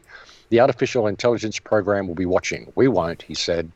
We'll be getting sent an alarm saying there is a person in this area that you've put a virtual fence around. Boom, an alert goes out to whatever authority, whether it's us or police, to say, look at camera 5. The CCT component of the polls will be rolled out on Anzac Day with the Smart City platform to be finished by the end of the financial year. Mr. Sattler said Darwin would be the first city in Australia to adopt the technology. At the moment, we're going off whoever screams the loudest, and sometimes that doesn't represent the full voice of the community. It's about having the data to make informed decisions, and we can get benefits for the rest of the community. Mr. Sadler said the next 6 months will see major changes to the technology, and local businesses will be the big winners. It will tell us where people are using Wi-Fi, what they are using Wi-Fi for, what they are watching on YouTube, etc., and all these bits of information that we can share. No, That's what they're doing. Winners. Yeah, right. Big winners. By the way, Yeah. Max, on your last Crow House episode, I just want to say thank you, and I feel really appreciated by the fact that you used my my fascist dickheadism graphic that I made in your last episode. I was like, oh, that's cool. Yeah, you're welcome. You're welcome. Now, so let's go into the broader ramifications here as well, because Max has done basically the definitive work on the video. Okay, so essentially all that needs to be done now, ladies and gentlemen, is for you to spread the word about that. That puts it right in the can, and everybody else who's saying something else, you know, they're just wrong. Now, when an honest man is confronted with the truth that they are wrong, they will either cease to be wrong or cease to be honest. Okay, so this is the litmus test. Thing. Someone actually said to me the other day, I can't believe you're being so stubborn on this Christchurch issue, Max. And what they've got to understand is that my initial questions were, why are these reports being put out? And in response to that, all I can say is, well, what do you want me to do? Lie? I mean, what do you mean be stubborn? I'm looking at the video and I'm simply asking the questions. You're claiming the shell casings are CGI, but there they are appearing on the ground. Why are you making the claim? Am I supposed to stop asking this question? You know, why are you claiming there's no one being shot down the alley when there's a body that falls to the ground? Why are you claiming there's no shell holes in the windscreen when there is?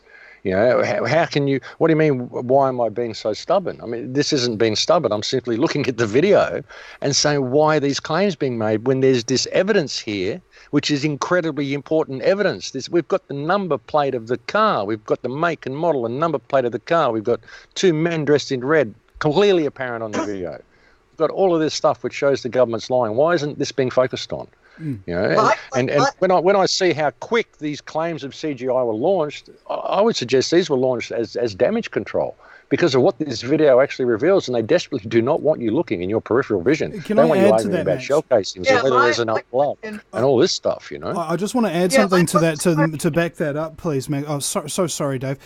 So when 9/11 happened, they launched a whole bunch of different separate little theories about 9/11 and then got everybody attacking each other's character, and then suddenly nobody was talking about the evidence and everybody was talking about the infighting. Go ahead, Dave. Yeah, my question to that guy would be, what exactly is so wrong with being stubborn anyway? Stubbornly genuine, stubbornly honest, stubbornly compassionate, stubbornly handsome.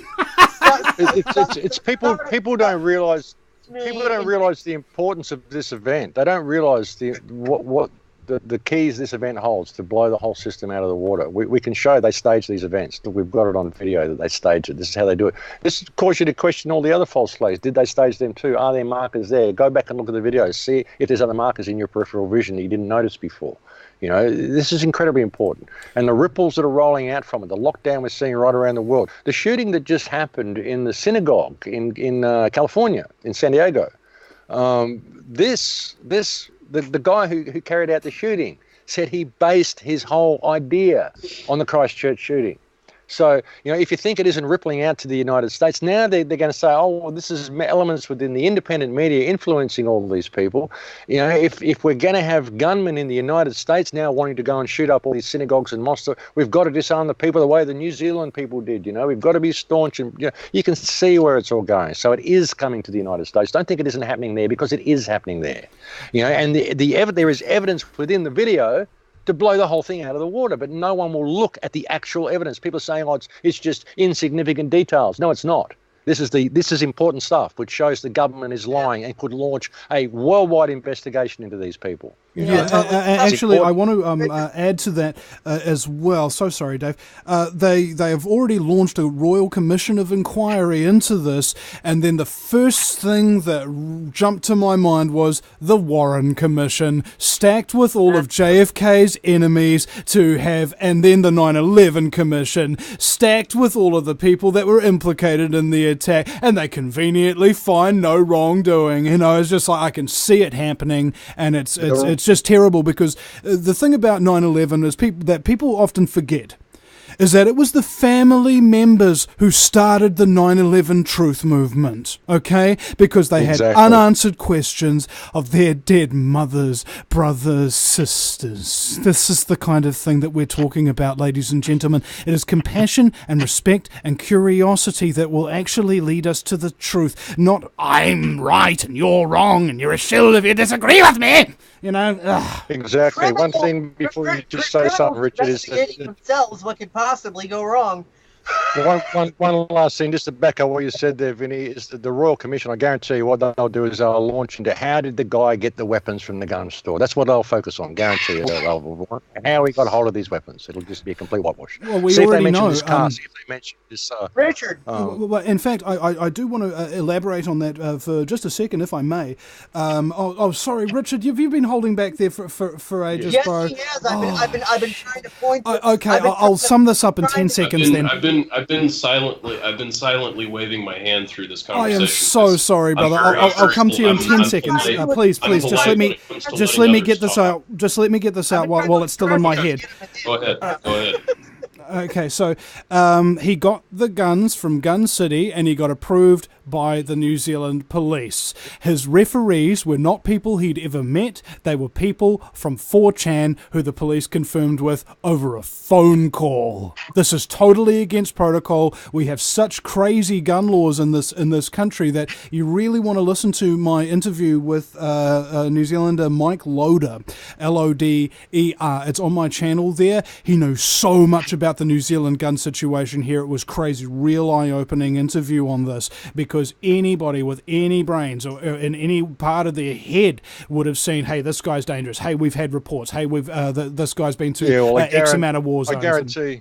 I guarantee that's what the Royal Commission is going to be about. It's not going to be about whether he had handlers, whether it was men in red, whether there was a car there. None of this is going to come up. You watch. Yeah, totally. Richard, if you want to get a word in edgewise, you have to do your best Vinny Eastwood impression.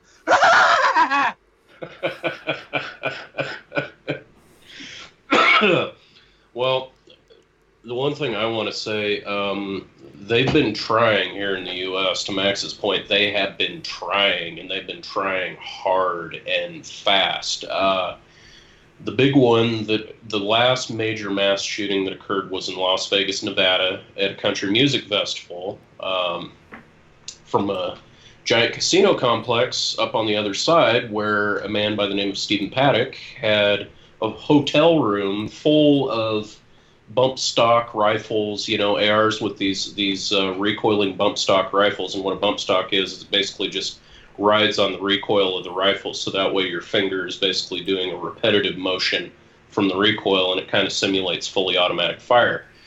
And thanks to Trump, those have now been banned. Yeah, so much for him being for the Second Amendment and all that. That's another story for another time. But well over 500 people were injured from that event. It's the worst mass shooting in American history. I mean, it literally has taken the cake. And the response I think that they got from the American people in general surprised them. We weren't, we didn't pull a Port Arthur in Australia where we just totally flipped out and said, oh, ban everything that even, looks remotely like a gun, ban Nerf guns, ban water guns, just ban it all. Instead we just kind of stopped and really looked at it, and they were starting to kind of control the narrative, and it just totally imploded on them. I mean, people were pointing out that Stephen Paddock was some random guy that nobody really knew anything about. They knew that he was a pilot. They knew he had a pilot's license. They knew he flew into Las Vegas International there, that he flew into McCarran, and they didn't. There were so many holes in the story and so much footage. I've seen footage of what appeared to be a helicopter circling around. It looked like there was gunfire coming out of the helicopter. And then, of course, footage of the hotel, people, filming the hotel as it's happening. And where he supposedly was, there was no gunfire coming from it. But from like 2 other floors down below, there's like multiple muzzle flashes that you can see on the side of the building. So I mean, I'm sitting here, it was the same sort of thing. But the fortunate thing here in the U.S., my main point is they've tried, but it hasn't been successful for them yet. They tried it with Sandy Hook. They tried it with the Las Vegas shooting, but it's definitely happening. And I mean, it's just these sorts of situations that we got to stay ever vigilant with. Because they're definitely trying to take away the Second Amendment here in the United States. That's why they've done it with this new guy. That's why they've made it so that he was influenced by this shooter. You know what I mean? He's just a down home, normal, everyday white guy. Who was influenced by Brendan Tarrant to go and do something wonderful for his race, sort of thing. That's the way they're promoting it. You know what I mean? So. It's being taken to the next level, and it's rippling out everywhere. And this is exactly what I said was going to happen. Exactly. Yeah, it's just. I mean, it really, it's almost, it's fascinating to watch from that I guess psychology perspective, because it's just so, at this point, I've been watching this whole thing since like 2012, or it's just been this successive pattern. They've been trying over and over and over and over and over again. They've been trying all these different little scenarios to see if they can do it, if they can get away with it. It's just like, it works perfect. It works perfect with New Zealand, because it's this little country where nothing ever happens, and then suddenly we've got this thing, and it's just this average down home guy who never did anything wrong from Grafton, Australia, apparently, And there's even a report that I saw on the synagogue massacre in California. There was an article I saw. It was shooter radicalized in Australia. So you can see where they're going with this as well. They really want to lock this country down. We're really getting it rolled out here, to the next level. Yeah. And like I said, the amount of eyes on my YouTube channel and the amount of stuff like that was really strange. That last video having 24 views before it went live. That's never ever happened to me before. So I'd There's like a lot to know of firsts. Yeah, a lot of really, and people getting that rating on my videos now. Being asked to rate it from 1 to 5. Very satisfied or very dissatisfied. They said, we've never ever had this with any other videos except yours, Max.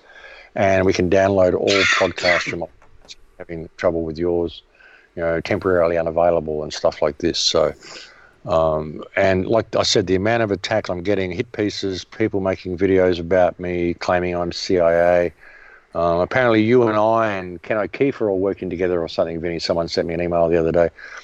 Jim Fetz has done some report about how we're all working together for some CIA company or something.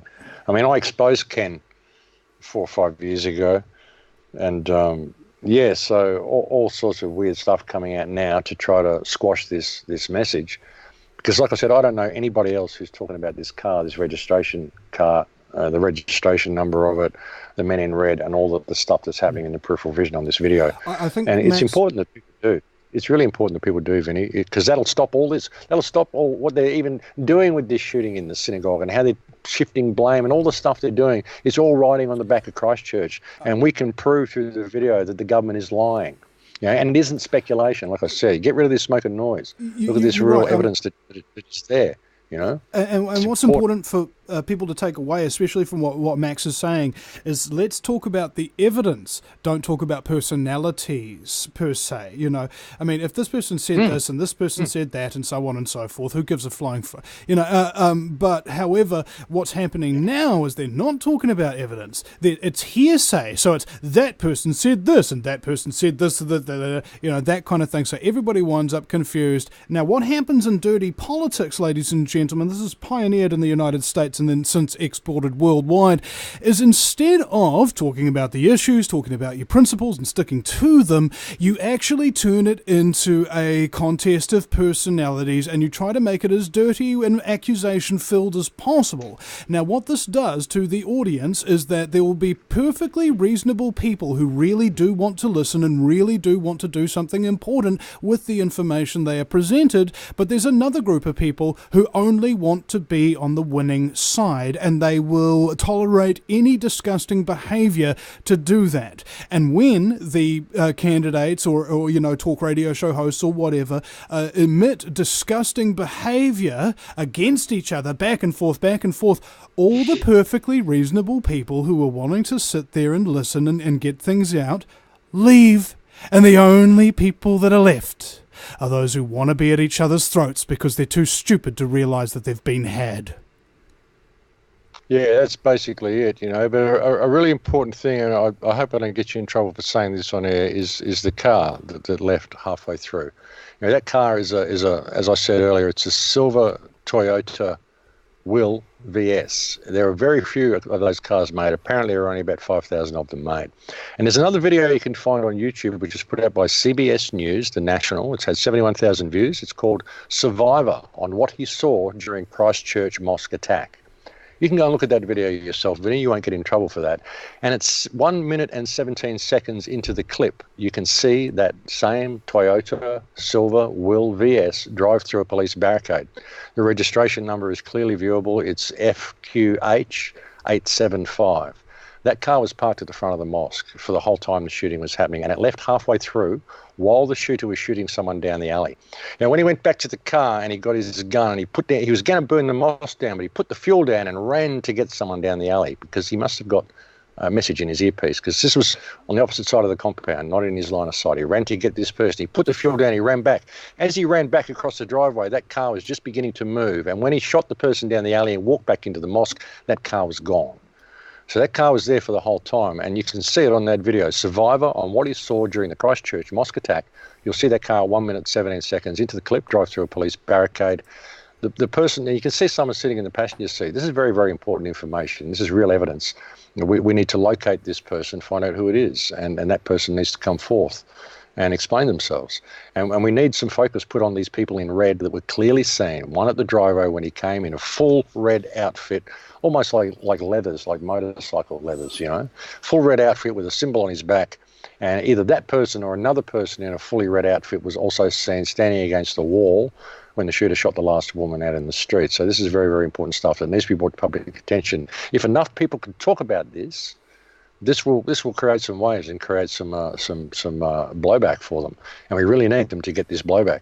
All the claims of hoax and stuff, this is all conjecture, and like you say, the media loves that. The media loves speculation, and if they can muddy the waters with that, then we'll never get this evidence will never come to light, and it's important that it does. So I cannot stress that enough. I keep coming back to it because it is just so important. It really is, and this explains every reason why I'm getting the flack that I'm getting at the moment. Yeah, but also don't worry about repeating what you're saying and stuff like that. I mean, one of the greatest journalists in New Zealand is a man named Ian Wishart, and not too long ago, a friend of his who he used to work for at a radio station here in New Zealand passed away, and in his eulogy for him, he mentioned that this man did something unlike anybody else in talk radio did. He said, repeat yourself. Who is the guest? Who is the host? What is the topic about? And repeat it often, because you have people who are listening on and off. You have people who have only just come into the conversation within the last few seconds and things like that. And also the audience who are listening longer, that's actually far more likely that they are capable of remembering the things that you've said if it's said repeatedly. Okay, so it's not necessarily a bad thing, and it can be used for good. Just like mind control. Now, let's say you're being mind controlled, or you're controlling your own mind. Okay, it all depends on who is wielding it. Now, we have a $5 super chat in here from Sam A. He asks, what about when he shoots through the windshield? Can you talk about that, Max? Well, yeah, he shoots through the windshield. What can I say? You can see the damage. You can see the windshield damage. It doesn't blow out the windshield, but if you shoot a shotgun from that distance through 7.6 mil laminated safety glass, it's not going to blow the windscreen out. You can see the shotgun damage. If you look at the video, if you can get the video, I won't tell you where to download it. If you were to email me, I might hypothetically be able to suggest somewhere where it could possibly be found. But I can't say that I can say that. And we also discourage people from watching the video on officially. Absolutely. But you may find that if you watch the video and you look about when he's driving down the road, when he overtakes a bus, he goes around a bus, and the camera's sort of waving on top of his head. You can see cracks across the windscreen, and you can see one shell hole up near the top right of the windscreen, and you can see another one down near the bottom. Very low. It's very low quality video, but you can see it, and you can also see sunlight shining through 3 shell holes onto the top of the dashboard, which comes and goes as he's going through shade. There's been claims that, these are powder burns on the dashboard from the blanks that he used. No, these are lights shining through shotgun holes because they're not always there. They're only there when he's in the sunlight and the sun is shining through the holes. So there's plenty of evidence of windshield damage. You've got to understand as well, the camera's on top of his head. You're looking at a window that is on like a 60-degree angle. So you're looking kind of down over the rear view.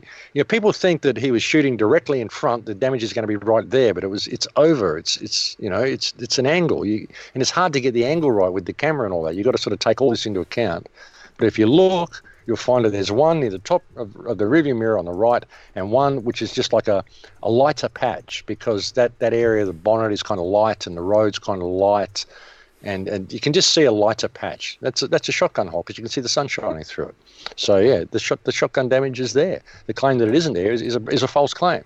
But again, there's 3 versions of the video as well. There's one that's 68 meg, which is the first one I saw, 68 meg or 64 meg, very, very low quality. There's another one that's 120 meg, which has got 20,319 frames, which is a lot higher quality. And there's another one which is 317 meg, which has 746 frames, and that is the highest quality one. The version of it that you gave me, the video that you sent me on Skype, I uploaded it to my BitChute, bitshoot.com/PSEC documentary. If anybody wants to check out the video and they're not in New Zealand and they're not in any danger of being fucking arrested by a totalitarian regime, they could go to my BitChute and watch that if they want. And then, of course, there's the higher resolution copy that you have on your website. Okay. Well, now I also want to just a second. I just want to give a shout out to Steve Brighouse in the super chat for giving us $25. Thank you so much, Steve. We really appreciate it, brother. Sorry, go ahead, Max. Sorry. Yeah, but that's the 317 meg version is a bit higher resolution. Obviously, it has more frames. It's got 10,000 more frames, a little bit over 10,000 more frames than the 120 meg version, and you can see the shell casings hitting the ground a lot clearer. You can see the windshield damage a lot clearer. You can see the man up the back alley a lot clearer. There is one period inside where he shoots a man. He goes back into the mosque and he puts headshots into everybody. There's one man who's wearing a little cap, and the cap blows off his head. On the 317 meg version, if you do it frame by frame, you can actually see blood spray, and you can see a dark patch form on the body below him. You can see his brains all pours out. I mean, it's horrible, really. But you can see it. People are claiming there's no blood. It's simply not true. You can see all this stuff on the video, but you've got to render it out frame by frame and go through the relative parts frame by frame. If you go to my website, thecrowhouse.com, you'll find an article in the headlines called Max Egan on the Christchurch shootings. If you scroll through that article, you'll find a section where I do an analysis of the shell frames and an analysis of the headshot. And if you'll find a link there to zip files where you can actually see it frame by frame, the frames that I've left out. So you can go through and you can see the frames that I'm speaking about and analysing. And I've done this purely to show that the claims that are being made of no blood, the claims that are being made of no shell casings on the ground, the claims that are being made of no windshield damage, these are all false claims. These are all detracting from the very real evidence that the video does show. So that's even why I've put that article out there, because I really think this is such an important event. It's more important than a lot of the other shootings, and we're seeing so much stuff coming off the back of this. Like even this synagogue shooting in San Diego, it was come off the back of this Christchurch event, and there's no way I think that synagogue shooting was some guy who was influenced by Christchurch. I mean. Yeah, you're right. I mean, I think they're trying to foment this kind of global race war by having a false flag here, false flag there. It's like, how many do we need before everybody's at war with each other? Yeah, but all the censorship and all the stuff, like I said, coming in here, we saw that guy in Austria who was arrested because Brendan Tarrant had made a donation to him. He was banned for travel restrictions. So this is another thing I've been putting out there. How would it be for them to set up a dummy account of someone? Doesn't even have to be real, and get them to deposit $20 a month in Vinny Eastwood's Patreon, and then suddenly have this guy put in the paper, this false character put in the paper, create a computer composite for him, whatever, just link into some terrorist thing, go stage a shooting somewhere, say it was this guy, oh look, he's been donating $20 a month to Vinny Eastwood. Obviously Vinny Eastwood influenced him, and you have 7 cops show up at your house, and suddenly you're banned from traveling on terrorist watch list, In New Zealand, it's so much easier to do that because under the SIS... they could do it. No. I mean, I'm going to give you a specific example here. They passed the State Intelligence Services Bill, and it's illegal for you to be sent stuff in the future. No, that means they could charge you with receiving a package you haven't received, and then send it to you, and then bust you for receiving it.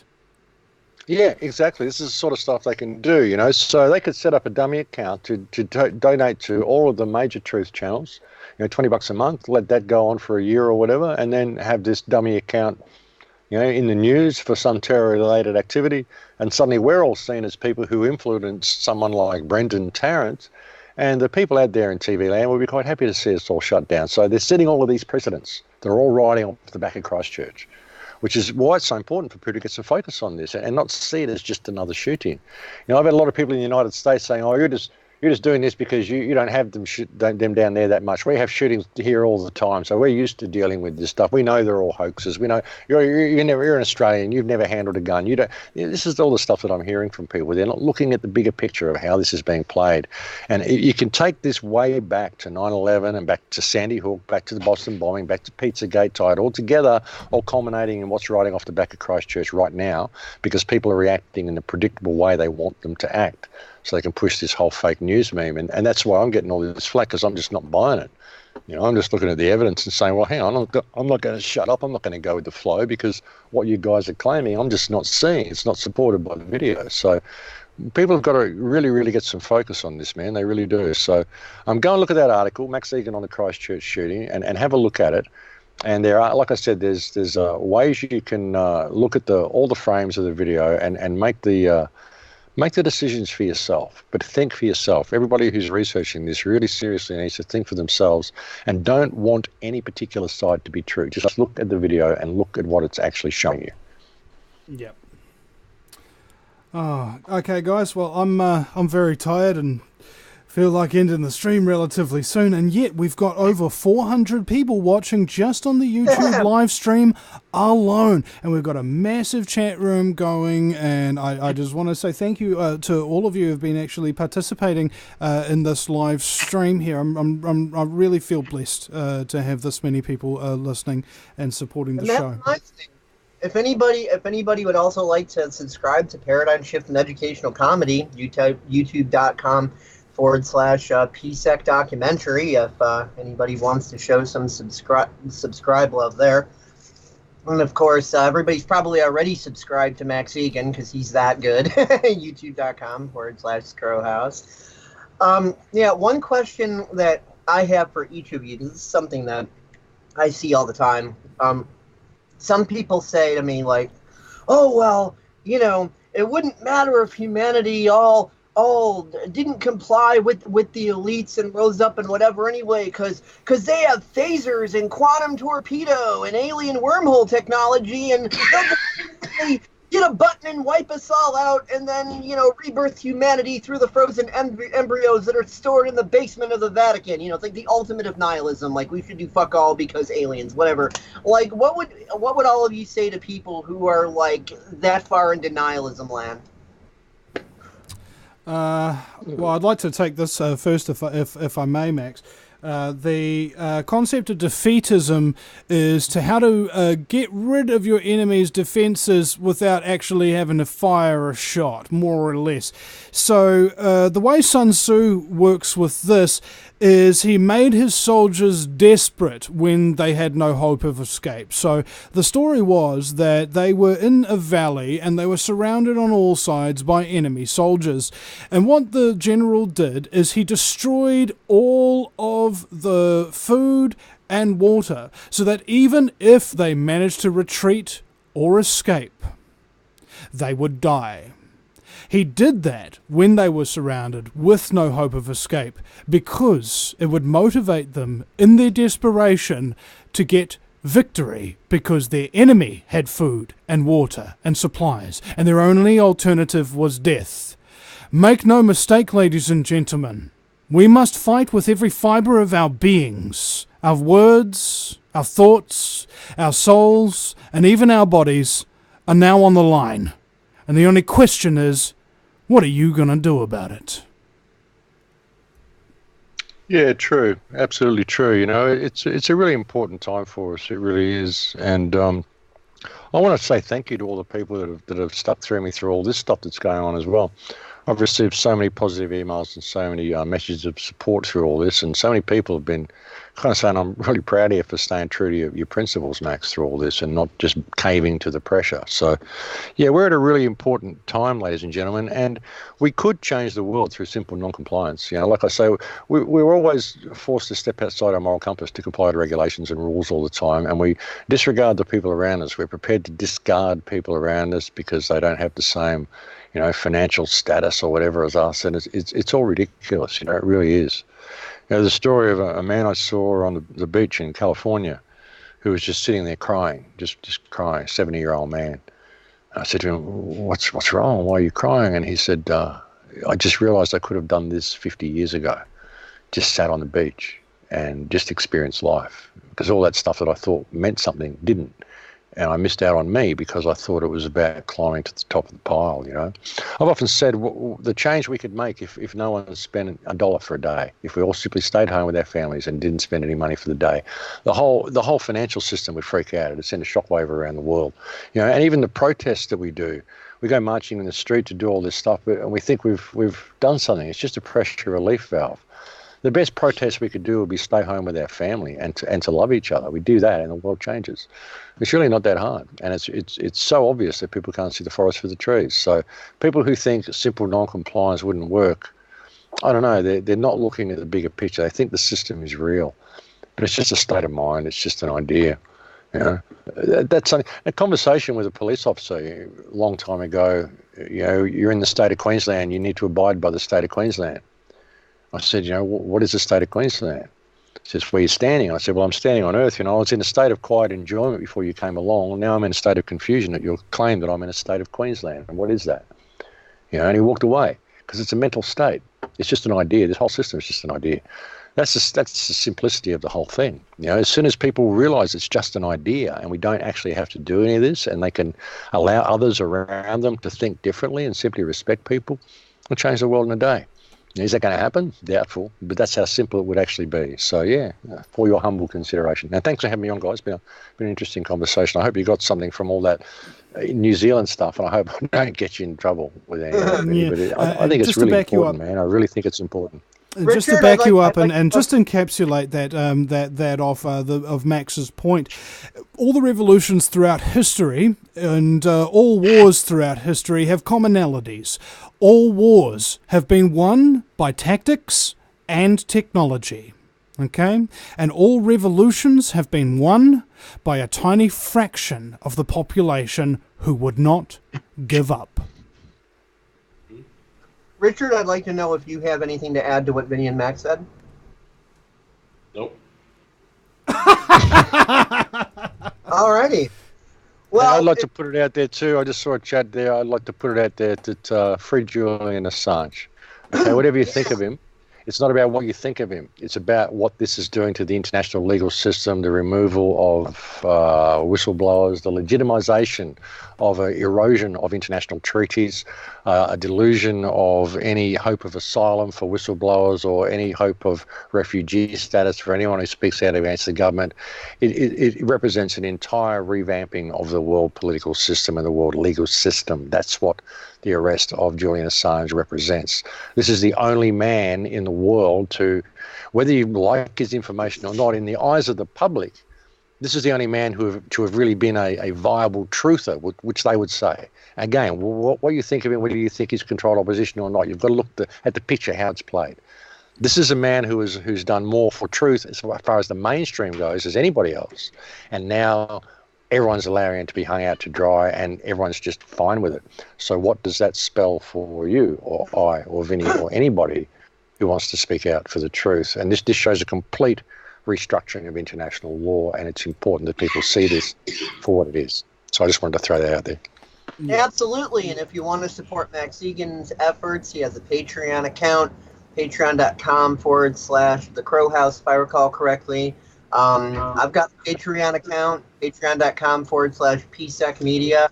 I'm sure Vinny has a Patreon account too, which is patreon.com/Vinny Eastwood. That's Vinny with a Y because it's the most important question. And Eastwood, like, go ahead, make my news. Because it's the lighter side of genocide. Just because we're being exterminated doesn't mean we can't make it fun. Otherwise, what's the point? And don't forget to listen to the music mega mix that I made of him saying exactly that you'll find on my YouTube channel.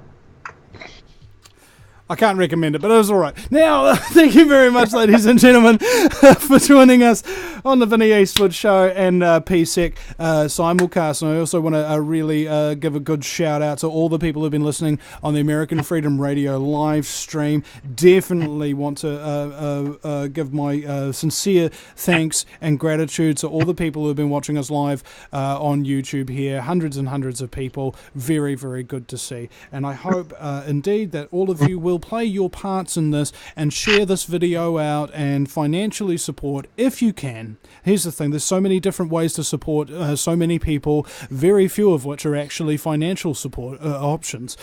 So sharing a video, liking a video, telling a friend about a video, showing a friend a video and actually sitting there with them, that kind of thing. My cousin Mike has gotten so many people addicted to my shows by going into them and just playing the show, and before they know it, this is pretty funny, that kind of thing. So you have an enormous amount of power, ladies and gentlemen, to give energy to people who are fighting the good fight on your behalf. Do not waste it. Use every second of your life to make a difference if you can be bothered, because sometimes you're just too tired and you need to relax. And don't be afraid to. Don't be afraid to take a day off. The world will still be dying tomorrow.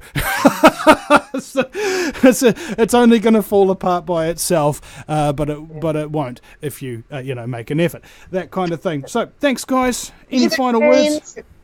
Be the change you want to create in the world. Vote with your dollars and your actions, and be the person you want to be. Don't virtue signal. Walk your talk, and definitely respect others. Respect their rights to think differently. Stop all the infighting, because that's what our mutual enemy wants. You can think someone's crazy or disagree with them or whatever. It doesn't mean you need to beat them over the head and fight with them, and it's ridiculous. All right, got that. So, yeah. Any closing thoughts either of you have? No, I'm good, guys. Thanks for asking me on. It's been fun. We'll do it again. Yeah, absolutely. Thanks for coming on. It's always a pleasure. And man, you told me how busy you are and how many interviews you've had this much. Holy mother of God! Yeah, it's been pretty crazy. I've got 3 more to do tomorrow, so that's like 25 interviews this month. It's just absurd, over the top. Man in And demand. I did my 4 shows, plus I've done a presentation as well, and 6 Cambo ceremonies. So yeah, been a busy month. And Richard, any closing thoughts you wanna add anything? Not particularly, no. It's been a great conversation, a lot of thought-provoking content brought up, and I think it's just overall great discussion. All right. Absolutely. Thanks everybody for listening on the American Freedom Radio stream. We're just going to turn that off now. And for those of you on the YouTube, we'll keep going for just a few more seconds until Dave can wrap us up. So goodbye, American Freedom Radio, and we'll continue with our archive programming. Thank you, folks. Dave, go ahead. And thanks everybody for watching and listening on the Vinny Eastwood Show. And soon I'm going to be, downloading this and doing it up with the PSEC Cosmetics to also make it a PSEC episode. And you'll be able to find that on youtube.com/PSEC documentary, as well as bitshoot.com/PSEC documentary. Subscribe on both if you'd like. But thanks everybody for listening. And yeah, I guess that's pretty much it. All right.